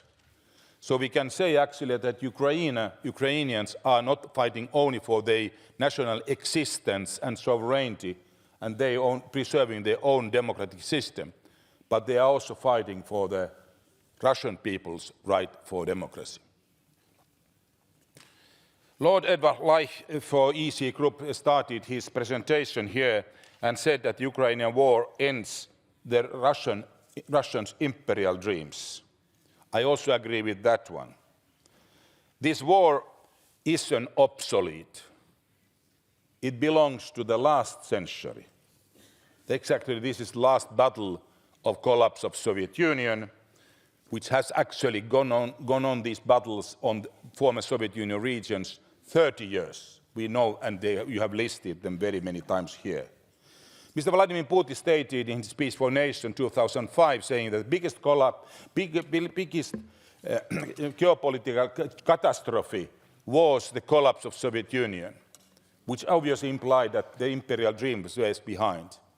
Mr. Brzezinski has noted Russia without Ukraine is not anymore imperial, and that's now actually fact. The national identity of Ukraine is the highest ever. Unfortunately, I would say so, the biggest geopolitical catastrophe wasn't actually the collapse of the Soviet Union, but it never materialized President Gorbachev's dreams about common European home. That obviously is the aim. Thank you, Kimmo. Now in the debate, I call Madam Maria Mazentseva from Ukraine. Maria, you have the floor. Well, dear President, thank you very much. I would like to start my speech from a very important citation. A true soldier is fighting not something which is in front of him or her because he fears. He or she fights something for what he loves at the back of him or her. And colleagues, as a representative of Ukrainian delegation, I would love to tell you that it's not the infrastructure we're fighting daily for. It's not the buildings, it's not the roads. It's our heritage, our genetical code, which is freedom, our people, and our history. This is a red line we're approaching daily time while hearing the sirens, while receiving text messages of the wounded and dead soldiers, men and women, who are, as of now, standing in Bakhmut, Soledar, and many hotspots of this bleeding but still beating war. I want to let you know that will be having more and more resolutions approaching on deported Ukrainians, which Mr. Pisko will be working on. The numbers are growing. We don't know where our citizens exactly are, but we have one goal, as President Zelensky always says, to bring back everyone home. And I want to congratulate everyone who already did so and came to Ukraine. But I want to pay the tribute to the brilliant work of the rapporteur, of the committee, and everyone who visited us, not only in summer, but through all this time. You are continuing to be the soldiers. I was referring to it at the very beginning of my speech. The soldiers of the diplomatic battle, which is continuing today. And colleagues, this file would have never happened, and we would have never been talking about a new mechanism, special tribunal for the repeated crime of aggression, if not a small but very, very important amendment we passed with you back in March in the report when we excluded Russia because they do not fulfill even one adequate position from what we all believe in this House. The Council of Europe was created to prevent the wars, to prevent genocides, to prevent erasure of nations. But as of now, we, as the true soldiers of diplomacy, have to fight and create new mechanisms to respond to this brutal war, which could have overlapped further to Europe, if not the resistance within Ukraine. Colleagues, today many cities of Ukraine were hit again, and there are dead and wounded people. I want to tell you a huge thank you for everything you're doing at your national parliaments, in your homes, in your constituencies. Please continue to stand with Ukraine, because we stand for you every second back home. Thank you, Maria. Le dernier orateur dans ce débat sera M. Bertrand Boux de la France. Bertrand.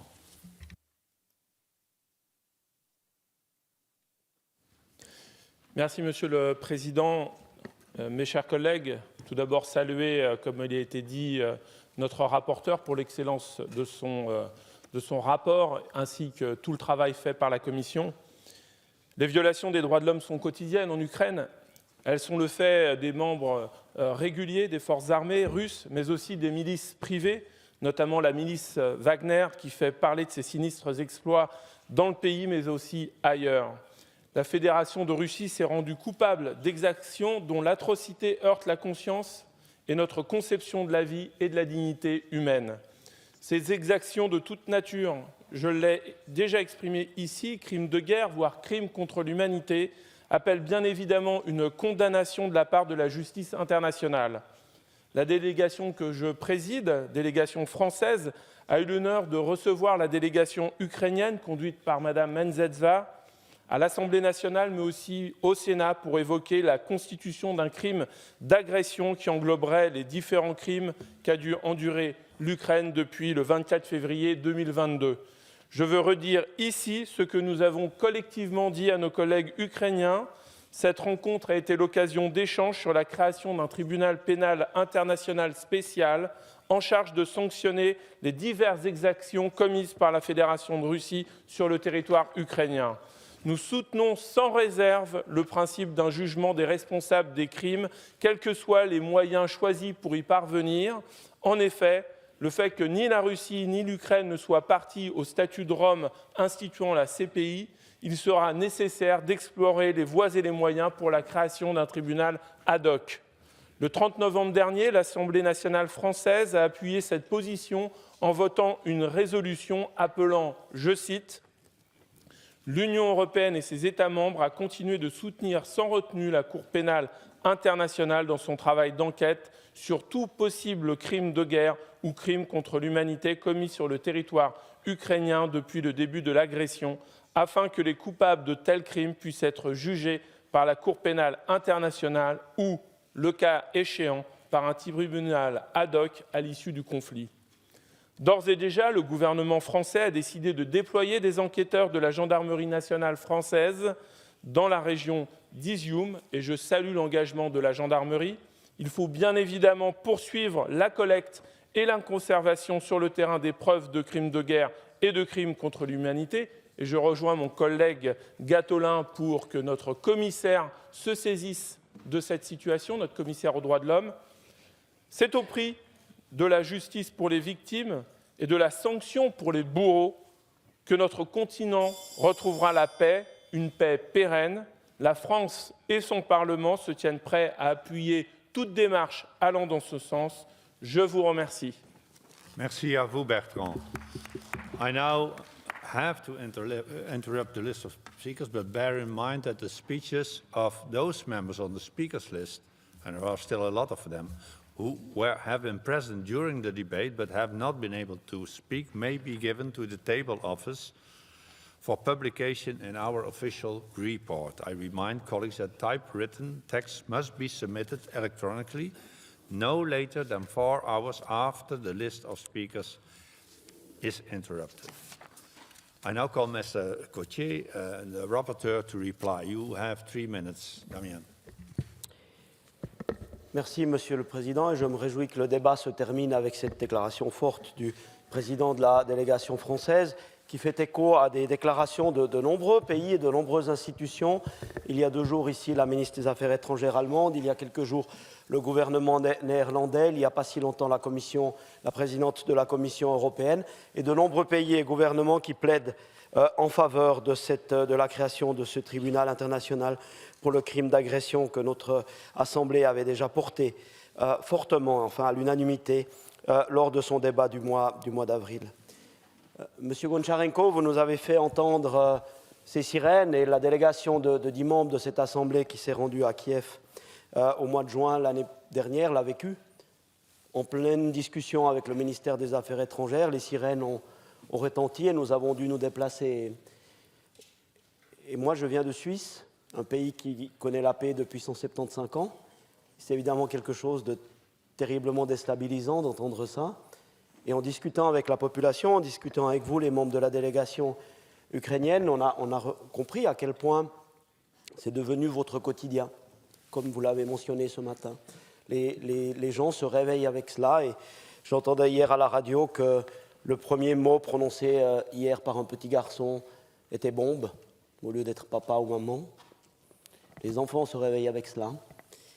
Et j'ai été frappé, comme nous avons tous été frappés dans la délégation, de voir à quel point le peuple ukrainien est résilient et veut vivre normalement malgré ces bombes qui tombent tous les jours et malgré ces alarmes qui sonnent en permanence. Et nous devons évidemment vous soutenir dans cela parce que c'est un combat pour la liberté. Alors vous avez évoqué les aspects militaires et comme l'a dit Sir Edward Ley tout à l'heure, ça n'est pas l'objet des discussions dans cet hémicycle, ça n'est pas les thèmes du Conseil de l'Europe, bien évidemment, ces discussions doivent se faire, mais elles doivent se faire dans d'autres endroits. Et nous comprenons bien la tension que vous mentionnez, parce que tout simplement, si l'Ukraine arrête la guerre, il n'y a plus d'Ukraine, alors que si la Russie arrête la guerre, il n'y a plus de guerre. Et c'est évidemment ce que nous appelons la Russie à faire.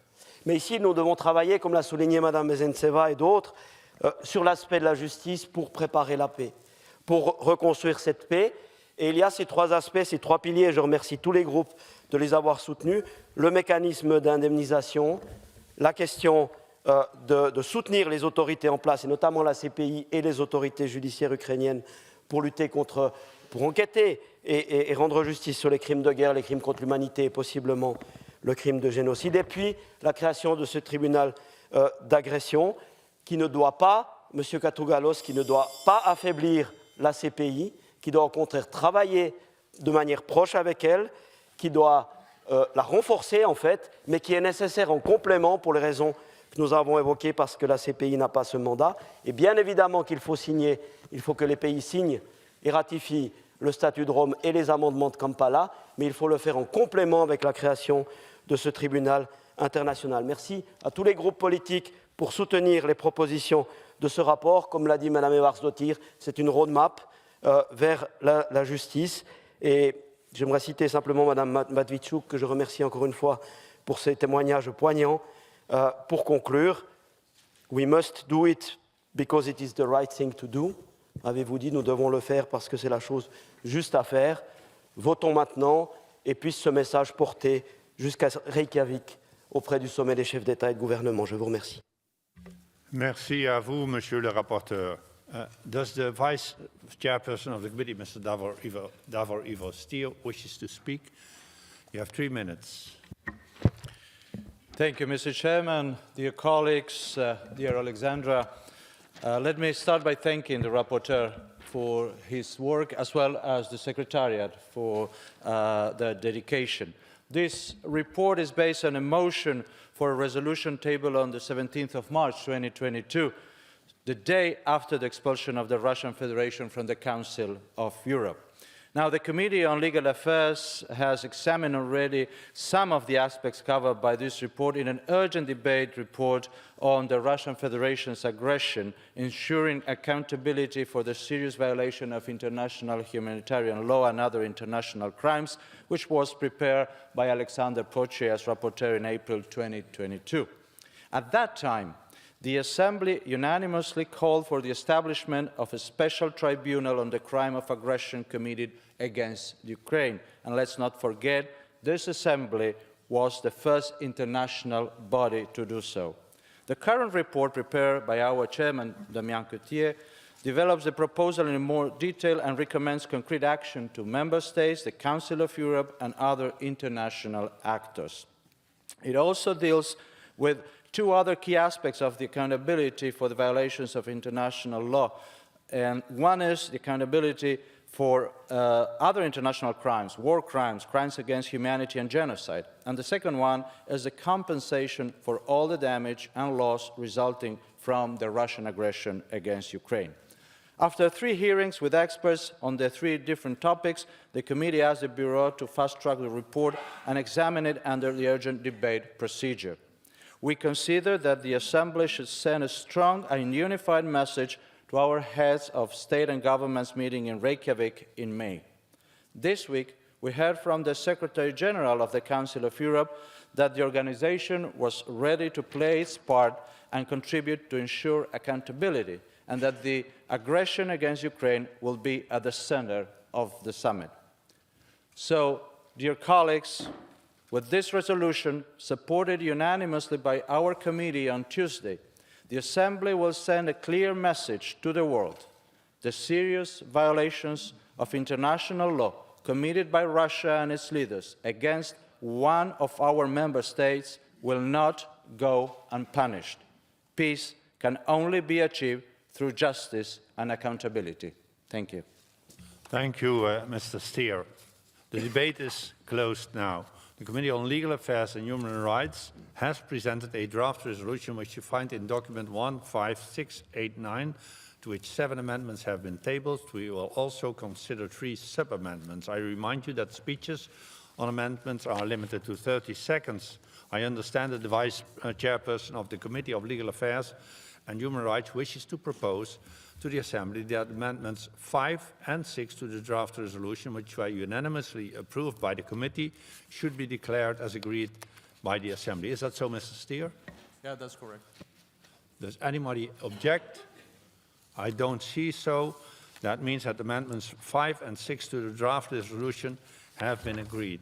I also understand that the Vice Chairperson of the committee wishes to propose to the Assembly that the amendments 1, 2 and 3 to the draft resolution, which were rejected by the committee with a 2/3 majority, be declared as rejected by the Assembly. Is that so, Mr. Stier?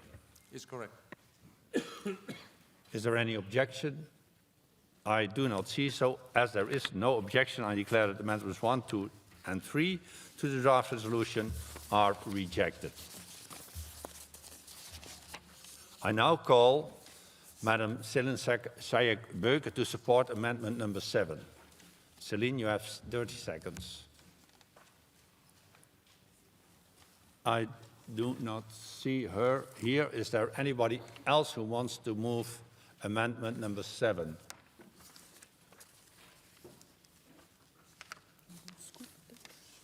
Madam Scow, perhaps amendment number 7, would you move it formally, perhaps? So I do not have the text in front of me, so, but then I have moved it so you can vote on it. The amendment is moved formally so we can take it into account. Does anybody wish, no? I have been informed that Mr. Cotier, the rapporteur, wishes to propose an oral sub-amendment as follows.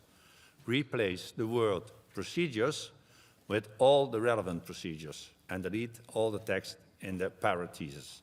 The amendment would then read as follows.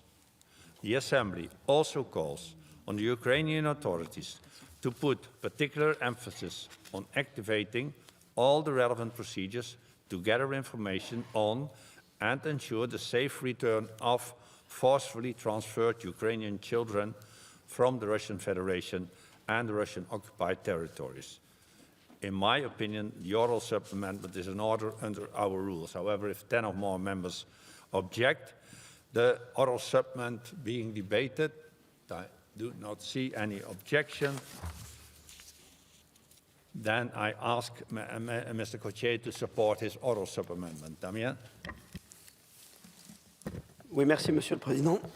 D'abord, tout à l'heure, pardonnez-moi de l'avoir oublié dans l'émotion du moment, j'aurais aussi dû dire un mot pour remercier le secrétariat, en particulier Guilhem Cagno-Palorames, pour l'excellent travail de soutien qui a été donné à la Commission et aux rapporteurs. C'est vraiment un privilège de travailler dans de telles conditions. Concernant ce sous-amendement, il s'agit simplement de préciser les choses parce que certaines des institutions qui sont citées le sont de manière imprécise et par conséquent, il n'y a pas besoin de les citer de manière autant détaillée, mais il vaut mieux parler de toutes les procédures nécessaires de manière à être au fond plus précis dans le texte. Merci, Damien. Does anybody wish to speak to the oral sub-amendment? You don't see any objection. What is the opinion of the mover of the amendment, Madam Scow? I agree. Thank you very much. The committee is obviously in favor, Mr. Steer. I now will put the sub-amendment, the oral sub-amendment to the vote. The vote is open.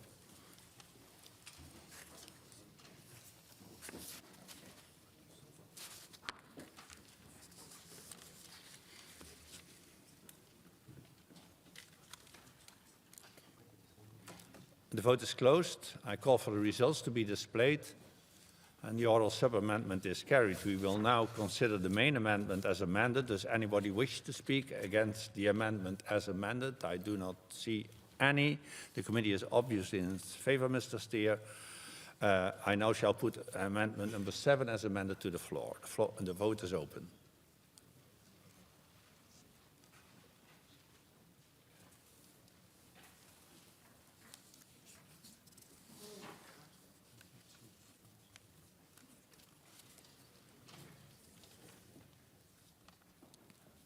The vote is closed. I call for the results to be displayed. The amendment is carried. Which page? We now move to amendment number 4 and an oral sub-amendments, the oral sub-amendments to it. I call Mr. Vasilenko to support amendment number 4. You have 30 seconds.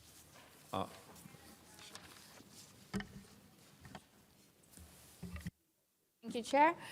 This amendment regards the recommendations of the Assembly to unblock the United Nations and the Security Council, which today is paralyzed by the veto power of Russia's Federation.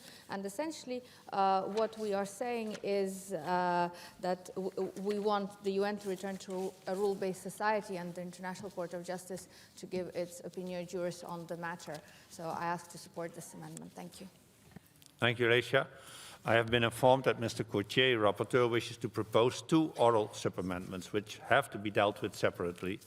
We will now consider the oral sub-amendment 1 to amendment number 4. The first oral sub-amendment would delete the second sentence of amendment 4.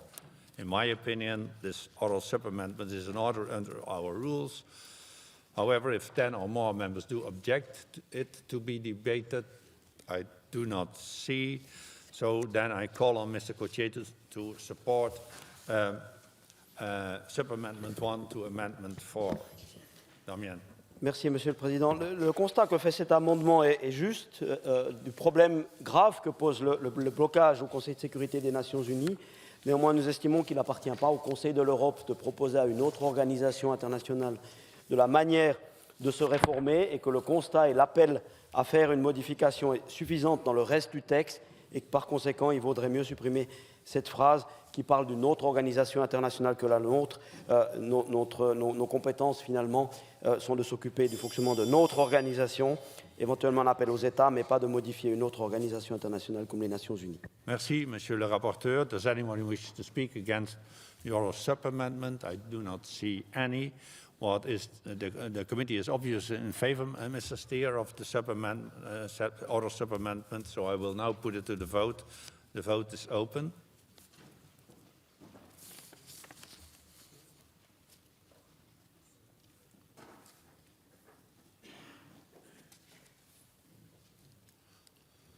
The vote is closed. I call for the results to be displayed, and the oral sub-amendment is carried. We now will consider the oral sub-amendment number 2 to Amendment 2. I have been informed that Mr. Cochet wishes to propose an oral sub-amendment as follows.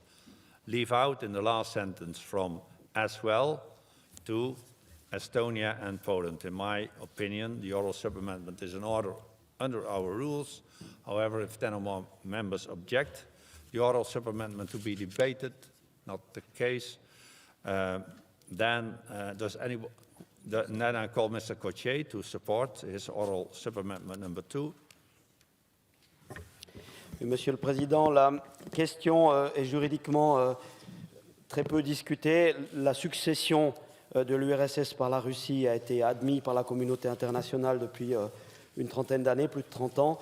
Et donc les chances de succès d'une telle requête sont extrêmement faibles et il nous semble que c'est affaiblir la résolution de l'Assemblée que d'introduire une telle demande. C'est la raison pour laquelle nous proposons d'en rester à ce que l'Assemblée a déjà décidé avec l'avis de la Cour internationale de justice, mais ne pas ajouter cette dimension de la succession d'États. Je vous remercie. Merci, Monsieur le rapporteur. Does anybody wish to speak against this oral sub-amendment?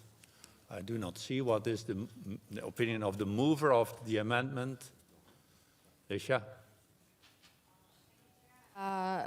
Merci, je suis d'accord avec le sous-amendement comme on a discuté dans la commission. Merci. In favor. Thank you very much. The committee, obviously, Mr. Steer, is in favor of the sub-amendment. I will now put oral sub-amendment number 2 to the vote. The vote is open.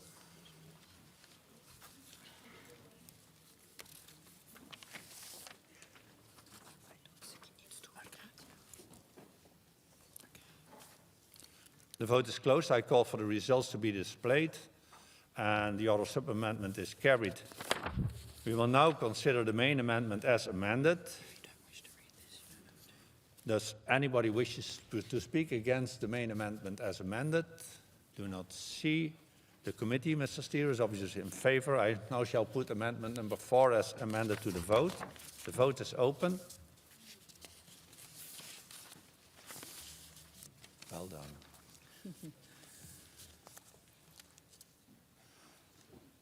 The vote is closed. I call for the results to be displayed, and the amendment number 4 is carried. We now will proceed to vote on the draft resolution contained in document 15689 as amended. A simple majority is required. The vote is open.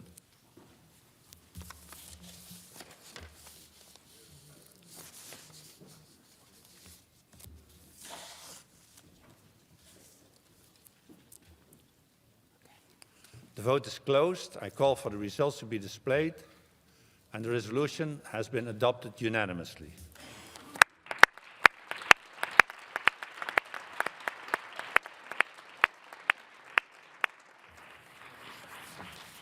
Thank you very much, and also thank you very much, Madam Oleksandra Matviichuk, for participating, not only addressing our assembly, but also participating in the debate. And congratulations, Mr. Rapporteur. We will wait a few moments, and then we are going to listen to the address of the Prime Minister of Iceland, chairing the Committee of Ministers of the Council of Europe.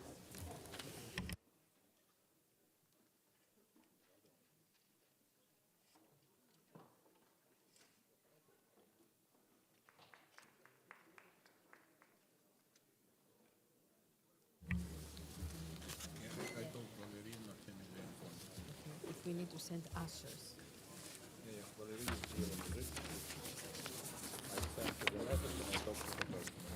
Thank you. Thank you.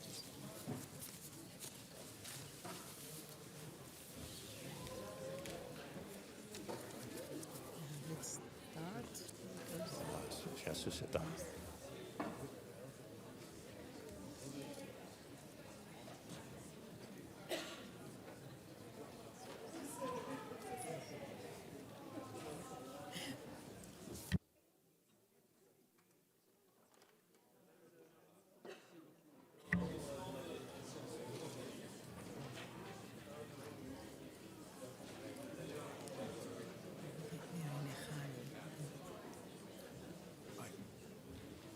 Not force.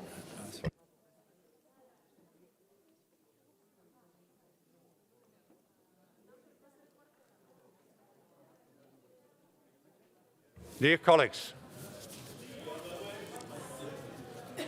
may I now ask you to take your seats.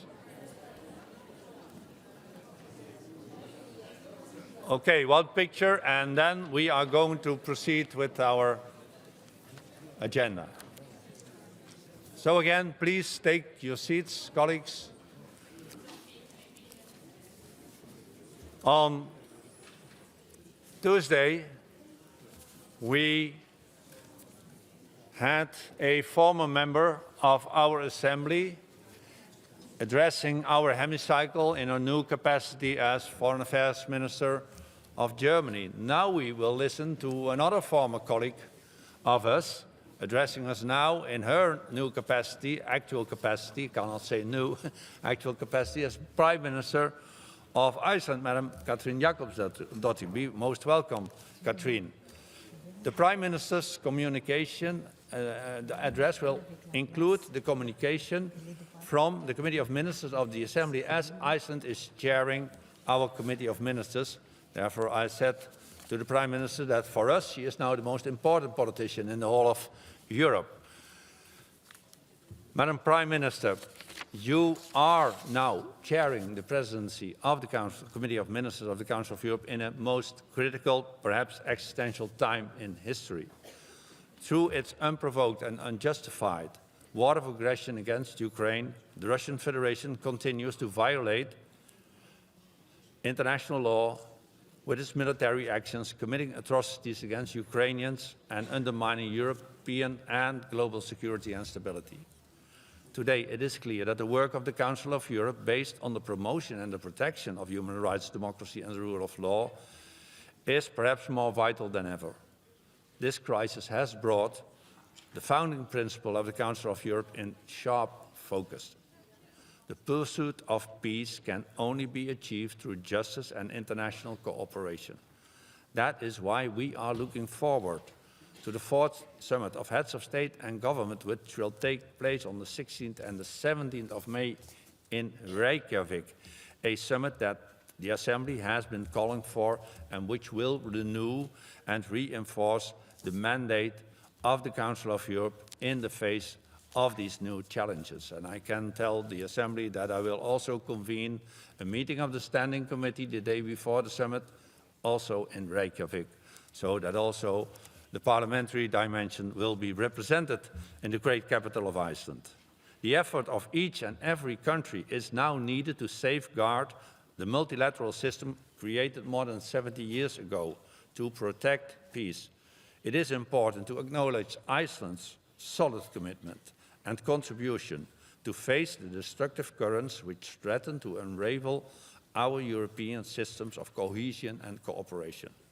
Therefore, Madam Prime Minister, dear Katrin, your presence here is highly appreciated by us all. It demonstrates the dedication of your great country to our Council's core values. And therefore, we are really looking forward to your intervention and then followed by an exchange of views. Please, Madam Prime Minister, can I invite you to take the floor?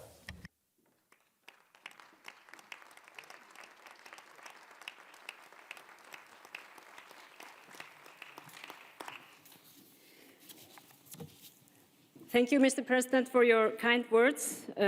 Secretary General of the Assembly, distinguished parliamentarians and distinguished ambassadors. Et maintenant, plusieurs mots en français. C'est un honneur de m'adresser à vous aujourd'hui au nom de la présidence islandaise du Conseil de l'Europe et à l'approche du 4e sommet du chef d'État et du gouvernement qui se tiendra à Reykjavik en mai prochain. J'ai eu le plaisir de rencontrer certains d'entre vous en novembre dernier lorsque l'Alþingi, le Parlement islandais, a accueilli le comité permanent en Islande. Avant de devenir Premier ministre, comme le président déjà dit, j'ai été membre de cette assemblée pendant une brève période et j'ai eu l'occasion de participer à votre important travail et d'apprendre de première main le rôle clé de l'Assemblée parlementaire comme forum pour la discussion démocratique en Europe et en tant que catalyseur d'idées et d'actions nouvelles. And now I will switch over to English. It's always so nice to remember your French, not least here in Strasbourg. I must say, dear friends, that this assembly has shown vigor and resilience when responding to major crises in the past few years. It was able to adapt its procedures to continuing its work through the pandemic, stressing the need to balance social restrictions with human rights and highlighting, among other things, the detrimental impact of COVID-19 on vulnerable groups. Following the Russian invasion of Ukraine, this assembly demonstrated its unity around the values upon which the Council of Europe was founded by condemning Russia's aggression and by recommending its expulsion from the Council of Europe. A very swift response. Dear friends, Iceland was the 12th state to join the Council of Europe in 1950, only 6 years after we became a republic. Our membership has played an important part in the advancement of human rights and the rule of law in Iceland. Judgments by the European Court of Human Rights are fundamental to the organization's core role to advance and protect fundamental rights. Full and unequivocal respect for and execution of the Court's judgments are therefore a shared responsibility of all member states. The Council of Europe, the European Court of Human Rights, and its system of legal conventions constantly remind us of our obligations and have made valuable suggestions for improvements in guaranteeing citizens' rights. As a forum for dialogue and cooperation, the Council of Europe has been instrumental in safeguarding, implementing, and promoting fundamental values and principles.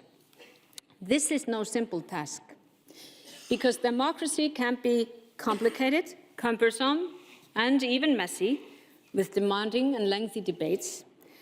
Yet it is precisely the need for time, the need for patience, that makes democratic governance effective. And therein lies our strength, to express different opinions, to debate openly and freely, and to look for common solutions based on our core values and the interests of our citizens.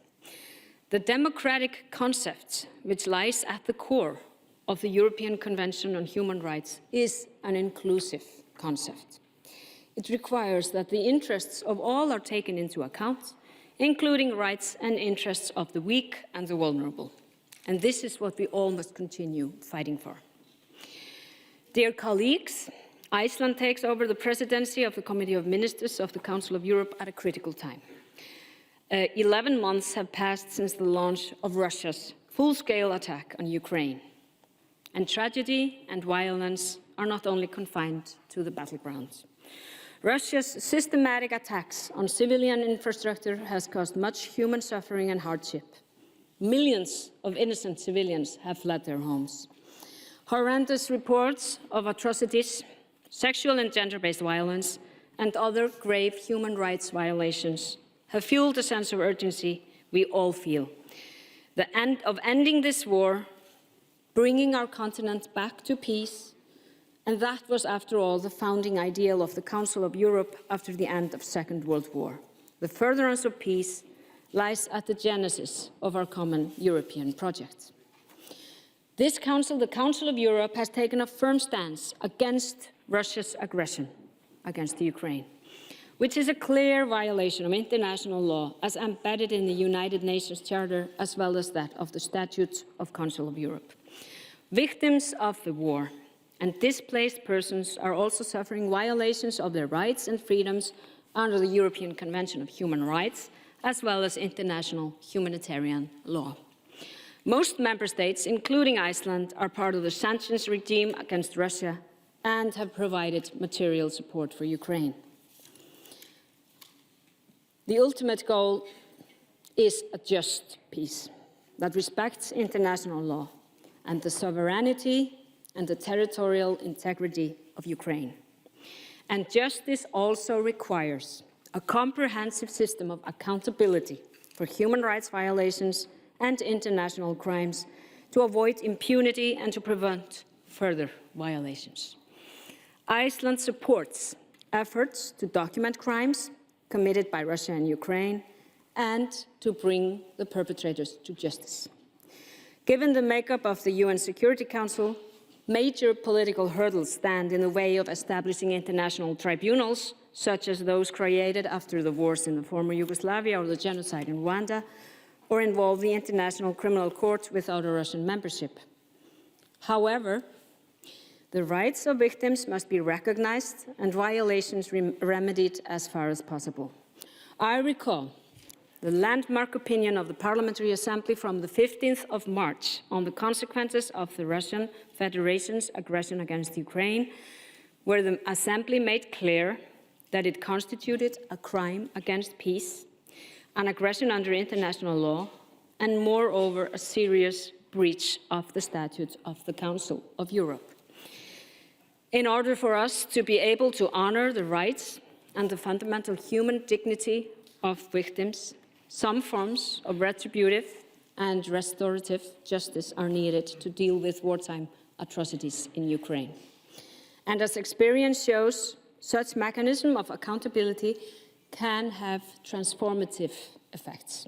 And this was, for example, the case when sexual violence and rape in armed conflict were defined as a war crime and a crime against humanity following the violent breakup of the former Yugoslavia, and with the actions of various truth commissions set up in post-conflict states on the model of the South African example. And in my view, the Council of Europe should address the question of justice and accountability in its summit declaration. Dear colleagues, war does not only undermine the principles of cooperation in the international system, it also threatens democracy, it violates human rights, and dismantles the rule of law. We also see evidence of other types of threats to democratic values in Europe and around the world. In the United States and more recently Brazil, we have seen attacks against the very institutions that have been put in place to safeguard democracy. The independence of the judiciary has been challenged in some European countries. We have witnessed a worrying backlash against gender equality and LGBTI rights. These are not isolated events, but a manifestation of a broader trend where democratic principles are questioned or rejected. There is a tendency to think that democracies perish as a result of a violent action, such as military coups or aggression. But in our time, they can also be undermined by other overt means or wither away in silence. We have witnessed elected leaders coming to power through parliamentary means, who then engage in authoritarian power grab aimed at eliminating democratic checks and balances. We have also seen non-democratic states with no interest in promotion of equality or human rights emerging as major players on the international scene. We can debate whether it matters more that democratic states are becoming fewer or less democratic. Yet, as I said, democratic rights can be suppressed or they can slip away, and for this reason they have to be fought for, nurtured, and protected. We need the multilateral system to weather the storms we currently face. If there is one lesson to be learned from the failure of the international response to fascism in the 1930s, it is that democracies must stay together to protect hard-won political rights and freedoms. The priorities of the Icelandic presidency of the Council of Europe reflect this commitment to fundamental values and to multilateral cooperation. But we will also use this platform to champion the rights of women and girls, the environment, and children and youth. The presidency will focus on 4 main themes. First, Iceland will have a strong focus on the Council's core principles of human rights, democracy, and rule of law. We must return to our fundamental principles and the framework that has kept us together. And in a time of democratic decline and rising authoritarianism, the Council of Europe serves a critical function as a guardian of democracy. Second, the Icelandic presidency will engage with critical issues regarding human rights, automation, and the environment. The impact of new technologies needs to be addressed to ensure that they serve the people and strengthen democratic processes and human rights instead of undermining basic values.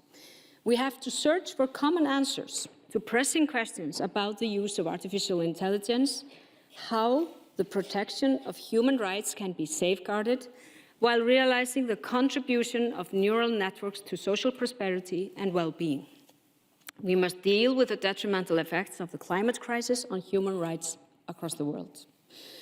The right to a clean, healthy, and sustainable environment has been recognized by the United Nations General Assembly.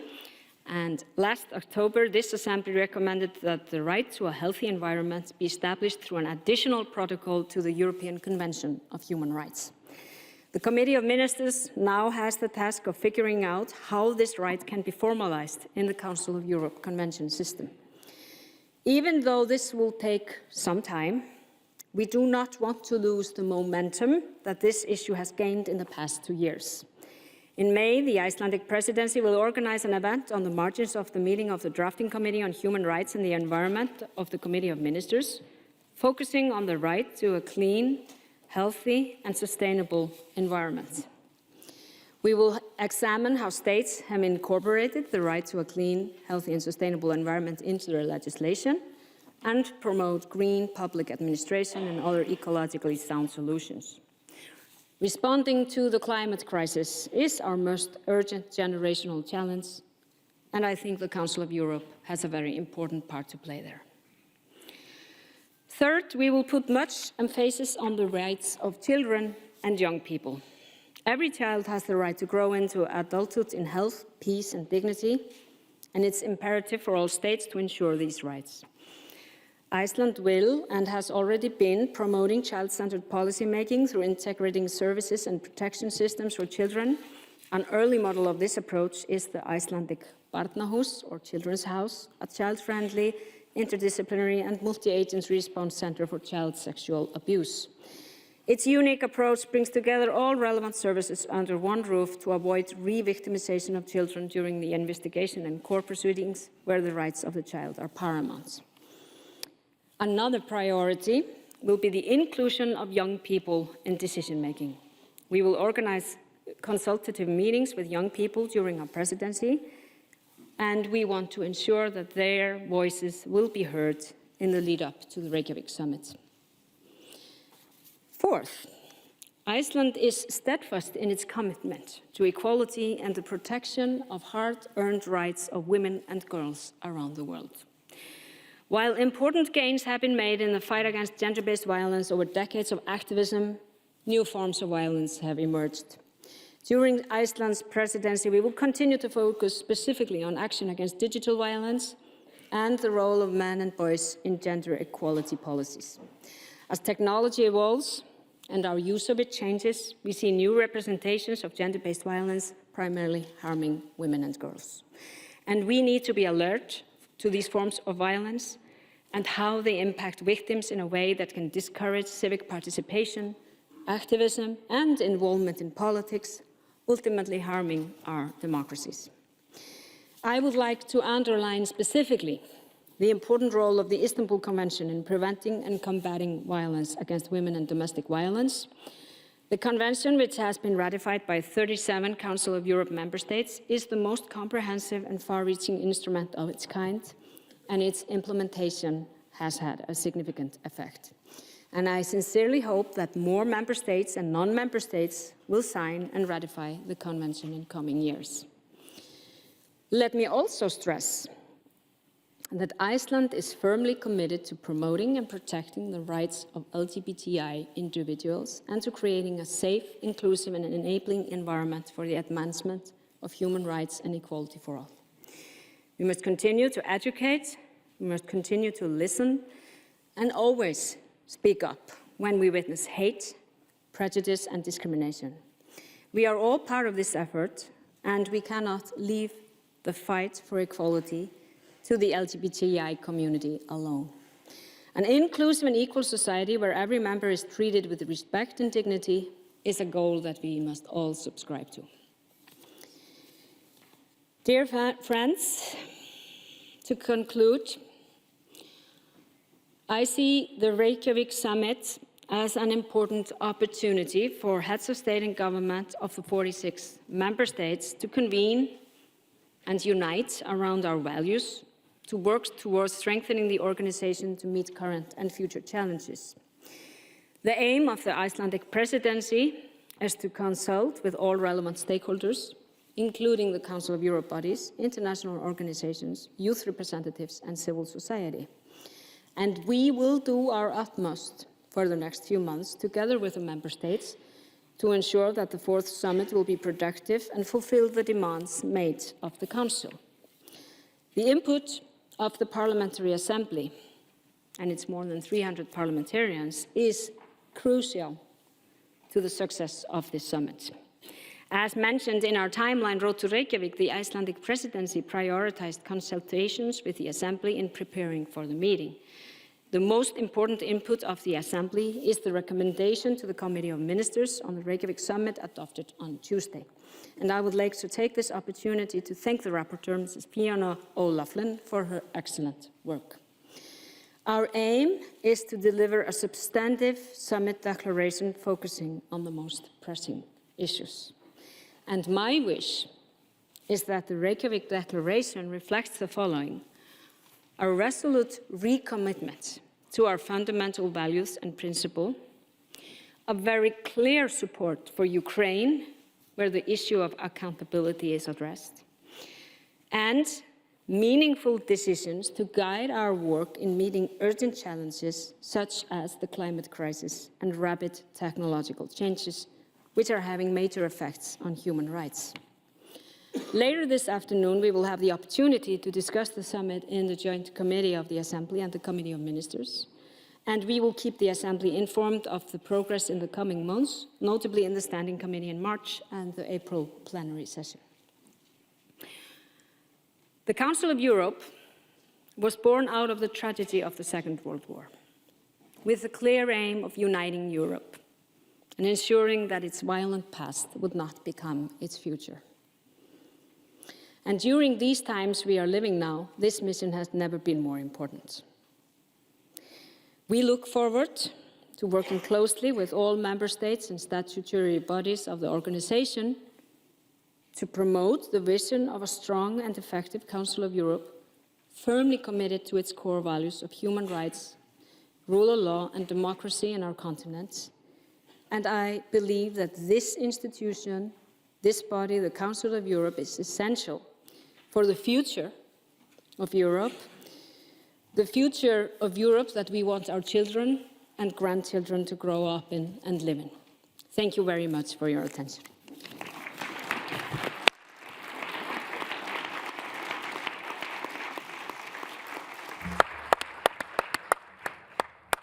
Thank you very much, Madam Prime Minister, for your address.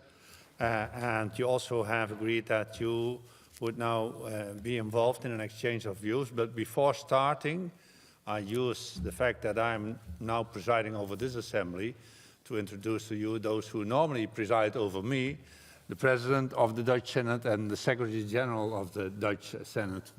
Be welcome in our assembly, gentlemen, and you just listened the address of, as I said, at this moment, the most important politician for the Council of Europe preparing the fourth summit.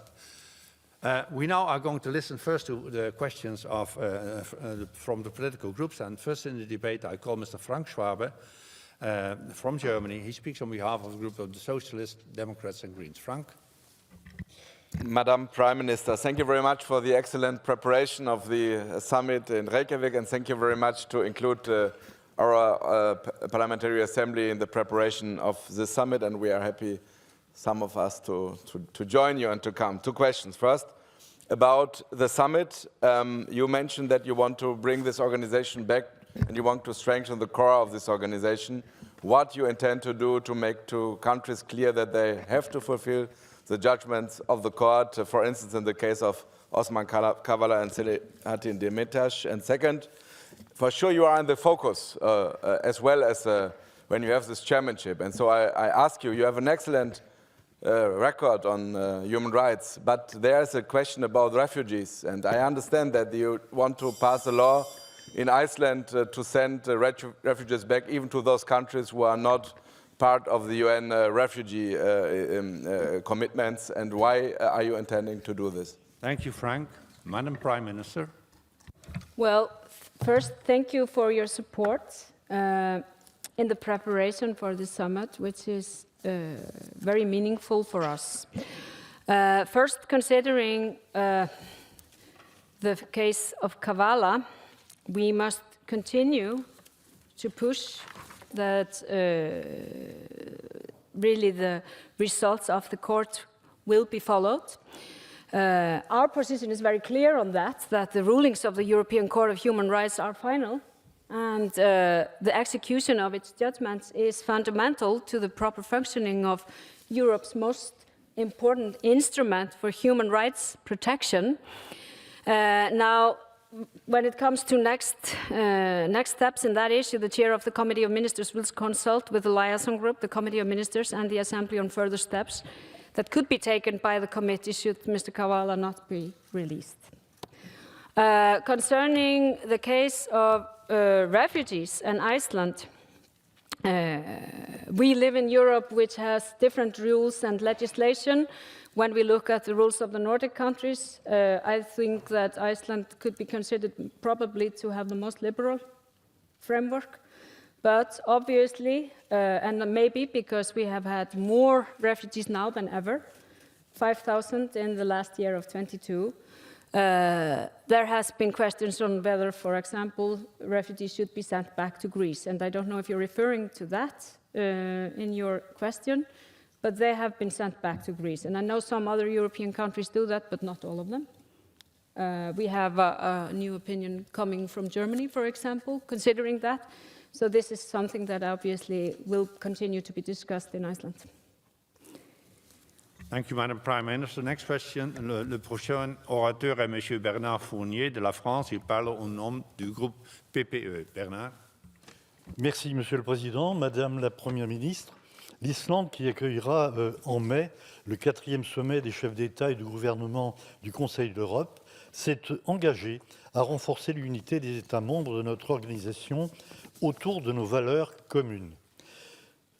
Votre programme appelle ainsi à une coopération accrue entre les démocraties afin de lutter contre les contestations de nombreux droits fondamentaux qui pouvaient nous sembler garantis. Comment entendez-vous utiliser votre présidence pour faire partager cette priorité lors du sommet?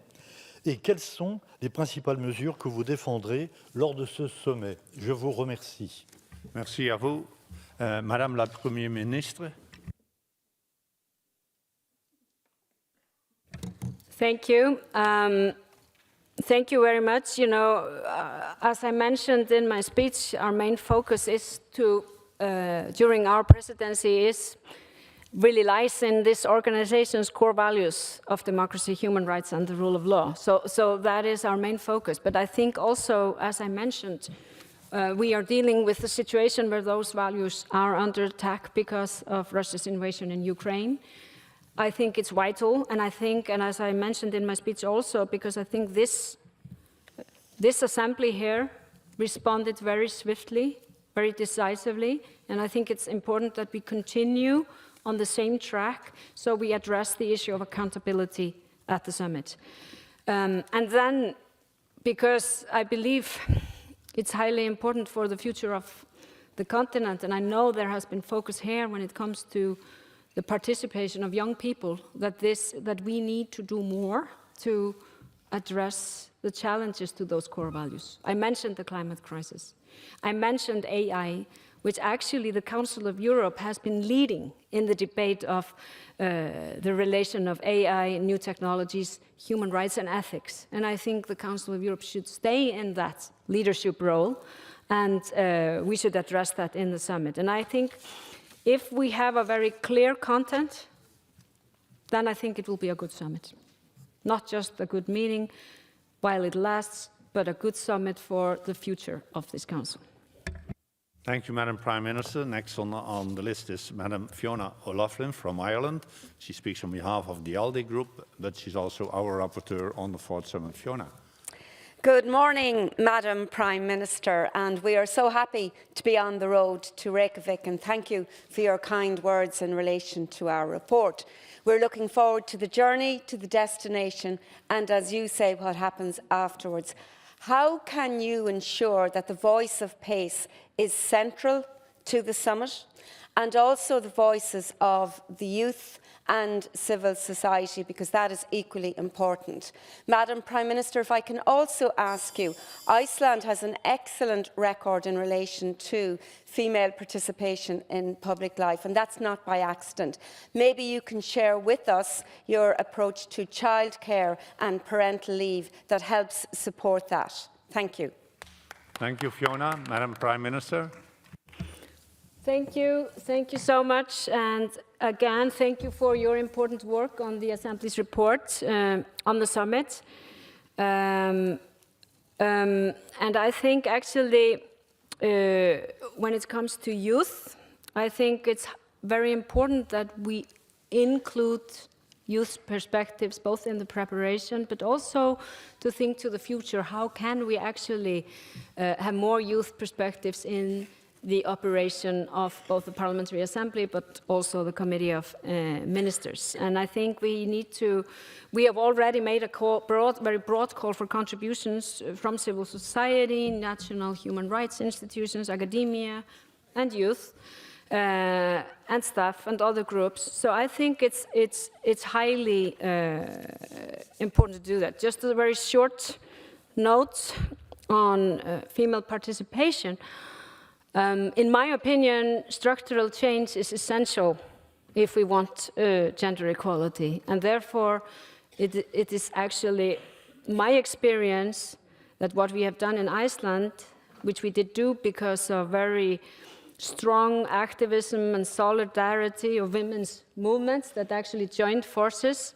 I think it's very important to remember that this initiative came from the grassroots and not the politicians on the top. We have implemented the shared parental leave, where you use it or lose it, and that applies for both parents, and also universal childcare. And these structural changes were made in the 1990s and in the early 21st century, and they have made all the difference for female participation.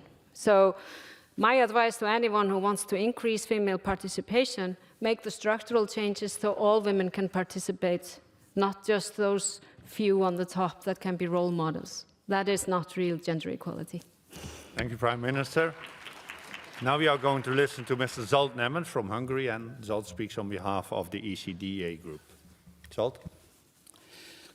Prime Minister, thank you very much for basically moving into Strasbourg. We have met you before, and hopefully we will do so. I think your leadership until now has been impressive, and Iceland has done a fantastic job until now. Obviously, we are in the last phase of the preparation of the summit. We have 4 months to go. We have made our contribution. Our contribution, I think, is remarkable, as you said. Thank you very much. And I suggest all the Committee of Ministers members to read these texts, because I think it is a very substantive cooperation to the final document. My question is, on the 17th of May, you will go to bed, and you will have to assess if it was a success or not. Personally, what would you regard as a most important precondition for the success? Don't you find too dangerous that we are having too many priorities and then we may lose the focus? So what are those things that you would regard as the most important precondition for the success of the summit? Thank you very much. Madam Prime Minister, what are you going to do before you fall asleep on the 17th of May? Thank you. Of course, it's important to remember that the summit outcome will depend on negotiations between 46 member states. So it's definitely not just about me and not just about Iceland. These are very different countries, different governments, and different opinions. But however, if I want to say how will the summit be a success, I think it has every possibility to be a success because I think the preparations are good. I think the Irish presidency before the Icelandic presidency did a great job, and I think this assembly has done a great job. So I think we are doing all we can to ensure that it will be a success. But success, it won't be a success unless we have a meaningful declaration for the future of the continent. And therefore, as I mentioned in my speech, I must say that as important it is to reaffirm and recommit to our values, that cannot be the only message. We need to talk about the war that's going on in Europe right now. We need to talk about accountability, and we need to talk about the future challenges. But I think, maybe because I'm always very optimistic, that we have every chance of getting a conclusion in these issues. Thank you, Madam Prime Minister. Last speaker on behalf of the political groups, someone you are quite familiar with, Mr. Bjarni Johnson from Iceland, and speaks on behalf of the Unified European Left. Bjarni.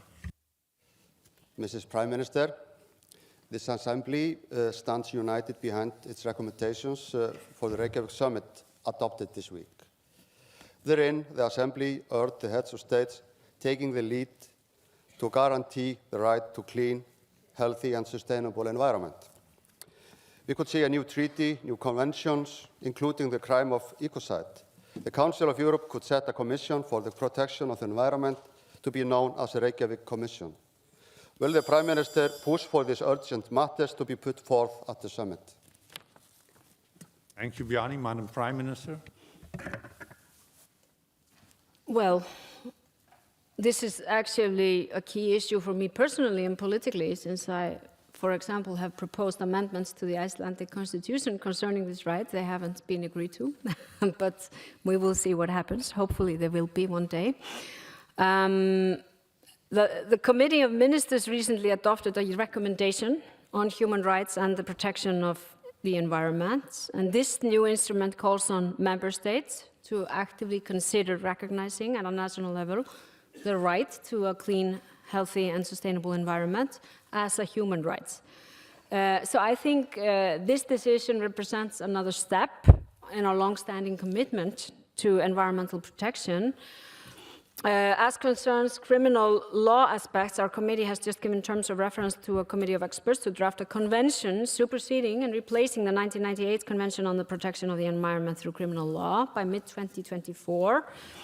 So what we want to do in our presidency is to continue this green theme. We will have a conference on the right to clean, healthy and sustainable environment, and as I mentioned earlier, promote the need for green public administrations and solutions. I also think that youth participation comes into this, because this is maybe the most pressing issue for the young people in Europe and the world. We invited the Steering Committee for Human Rights to consider the need for and feasibility of a further instrument or instruments to address these important challenges. So I think we're actually already doing a lot, but we want to really continue with this agenda. And I'm very happy to see really the progress that has been made here in the Council of Europe during the last 2 years.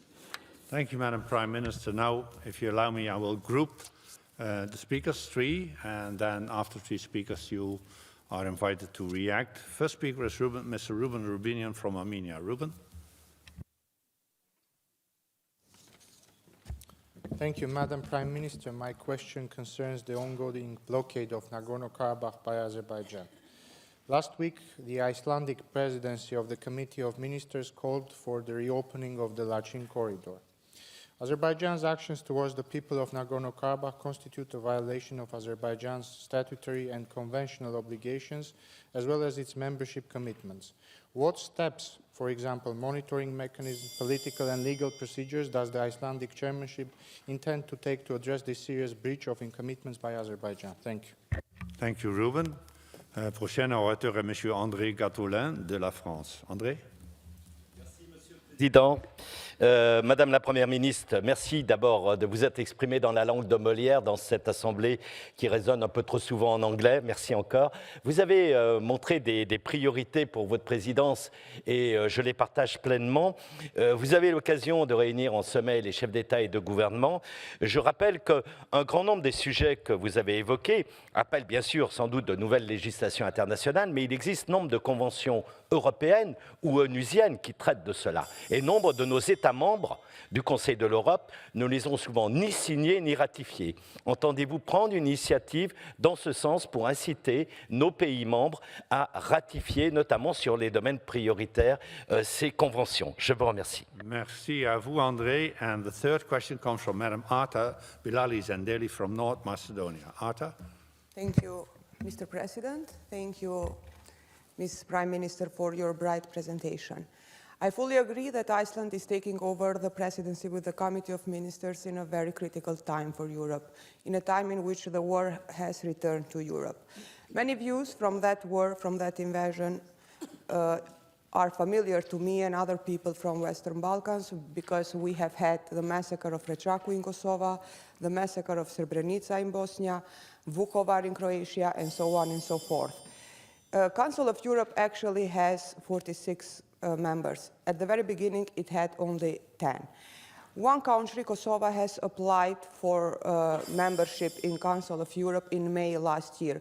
When do you think to bring that application for opinion in pace? Because even Western Balkans needs peace, sustainable peace. Thank you, Arta. Council of Europe can contribute to this. Thank you.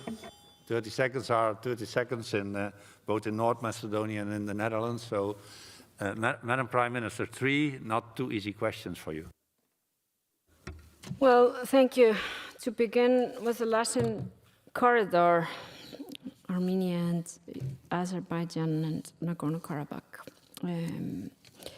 Well, we have the history following the ceasefire in 2021. All parties involved agreed to work towards ensuring peace and stability in the South Caucasus, and that would be very beneficial for all people living in that region. And it should be recalled that by becoming members of the organization in 2001, this organization, Armenia and Azerbaijan, undertook to find a peaceful solution to the conflict, and both countries must act in accordance with their commitments. When it comes to the Lachin corridor, the current humanitarian situation in the region is a matter of growing concern. And my Foreign Minister, Þórdís Kolbrún Reykfjörð Gylfadóttir, in her role as the President of the Committee of Ministers, issued a statement in this respect, calling also for a freedom of movement and communication to be fully restored, and expressed there a concern about the precarious humanitarian situation as the result of a month-long blockade. What can I say? Of course, dialogue is the key to avoid really further deterioration of the situation, and the Committee of Ministers will continue to follow those developments, but it's not an easy case. It's not an easy case. André, merci beaucoup pour votre question, which is also complicated because you asked really about the ratification of several conventions, and as I mentioned in my speech, I talked specifically about the Istanbul Convention. Not all member states have ratified the Istanbul Convention. However, I think this is something that we need to address and have an open conversation about, because this is, of course, the mechanism that is so important for this institution, that we ratify the conventions and follow the rules that we have promised to follow. So will we have an initiative? Well, I think we can take note of this in our preparations for the summit and also during our presidency. Then was the question on Kosovo. We had an official application for membership for Kosovo in May 22.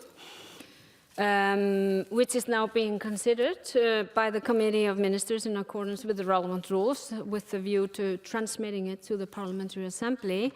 It's a complex issue also, and not a unanimous view among our 46 member states on the approach to be taken with regard to Kosovo. And the committee is following a step-by-step approach. Over the last months, it has received legal information on the issue and held exchanges of views with high-level personalities, such as Mr. Miroslav Lacek, EU Special Representative for the Belgrade-Pristina Dialogue, and Mrs. Dunja Mijatovic, the Human Rights Commissioners.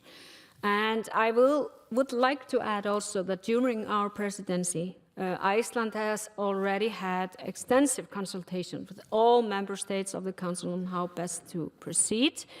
And we will continue to do that and remain in close contact with all member states to proceed in full compliance with existing rules. Thank you, Madam Prime Minister. We take 3 more questions, if you allow me. Premier orateur est Monsieur Damien Gauthier de la Suisse. Damien. Merci Madame la Première ministre. Vous l'avez dit, il faut préparer l'avenir. C'est le but du sommet de Reykjavik. Merci à la présidence islandaise d'avoir mis la jeunesse au centre de ses activités. Est-ce que vous partagez l'avis que ça doit être un des points importants du sommet de Reykjavik, de véritablement orienter la jeunesse de l'ensemble du continent envers les valeurs du Conseil de l'Europe et d'avoir des programmes ambitieux en la matière pour plus de démocratie, de droits de l'homme et d'état de droit? Merci à vous, Damien. The second question comes from Mr. Enis Kavan from the Assembly of Kosovo. Enis, you have the floor. Thank you, dear President. Dear Prime Minister, thank you for being with us today here, and thank you for your presentation. Numerous international reports acknowledge the immense concrete progress that Kosovo has made in 3 pillars of the Council of Europe: democracy, human rights, and the rule of law. As you know, my question is same with Arta. In May of last year, Kosovo submitted its application for membership in the Council of Europe. And what is your position as Iceland for the membership of Kosovo to the Council of Europe? I'm asking as a citizen of my country. Thank you. Thank you, Enis. And the last question in this series comes from Oleksandra Matviichuk from Ukraine. Alexei. Madam Prime Minister, happy to see you again. And my first question is, just minutes ago, the Parliamentary Assembly of the Council of Europe voted for special tribunal against Putin and Lukashenko and other guilty in this war of aggression against Ukraine. Will Iceland support it and take part in it? And will it be in the documents of the 4th summit? A second thing, I think it's very important, before the 4th summit in Reykjavik, which will be very symbolic and I hope historical one, to visit Ukraine. Welcome to Ukraine. I think it will be very important and symbolic. Your visit, we are waiting for you. Thank you. Thank you, Alexei. Madam Prime Minister. Well, thank you for all your questions. First, concerning youth, I mentioned it in my speech. Children and young people are actually one of the 4 pillars of our presidency program, and we are working closely with the Council's Youth Department and the Advisory Council on Youth during our presidency and in the lead-up to the summit. I was here actually in November speaking on a democracy forum when this room here was filled with young people, and they were actually quite excited. It was a very lively discussion, and it filled me at least with optimism for the youth of Europe, because I saw a very active group ready to really take on very pressing issues. So I think actually, if we really open up, it won't be a problem to really have the young people of Europe working with us and for this council, and I think it's actually essential for the future of this council. This organization needs to be fit for purpose to meet the expectations of future generations, and that's why I cannot place enough emphasis on that we also must talk about the future challenges which the young people around our continent have been telling us to do something about. And of course, I'm talking about climate. I'm also talking about biodiversity. I'm talking about the environment in general and its strong relation to human rights. So I think absolutely. Now, we have also been in contact with the National Youth Council of Iceland, and we hope they will consult with their fellows in Iceland and prepare a submission, because we have launched an open call for input for the summit. So the call is really open for all, and we hope that we get a lot of response. Now, next question was about Kosovo. And yes, as I indicated in my previous answer, the Committee of Ministers is now considering the application of Kosovo. And in any application for membership to the Council of Europe, the Committee of Ministers consult with the Parliamentary Assembly and, as needed, with other experts and stakeholders. You asked about the timing, and it's very difficult to say anything definite about the timing of the decision, as the procedure of PACE can take time. It's a lengthy process. I talked about it in general when we have democratic processes, as I did in my speech. They usually take time, and that is something that we respect. But I think I can agree, and I want to say that here, to the principles of the Council of Europe, that all the people living in Kosovo should have a European perspective and the benefit of European standards for democracy, human rights, and the rule of law. And I think this is a very important factor coming from the Council of Europe. But as I said, we are following the procedures and doing things as thoroughly as we can. And finally, on Ukraine, and I think I would just like to say, because we have met her before several times, your commitment to your democratic duties here is remarkable during these challenging times. And I would like to assure you that Iceland stands firmly with Ukraine and international law, and Ukraine will continue to be the most pressing issue for the Council of Europe and our presidency. There has nearly been a whole year of war now, which is a terrible fact, and because we are here in this room, we watch every day democracy, human rights, and the rule of law being violated, with the consequences of millions of people suffering. So you ask about a special tribunal, and you had a discussion this morning. I will most certainly look into that discussion, because, as I stated earlier, Iceland firmly supports that the Council of Europe takes on its role to ensure that Russia is held accountable.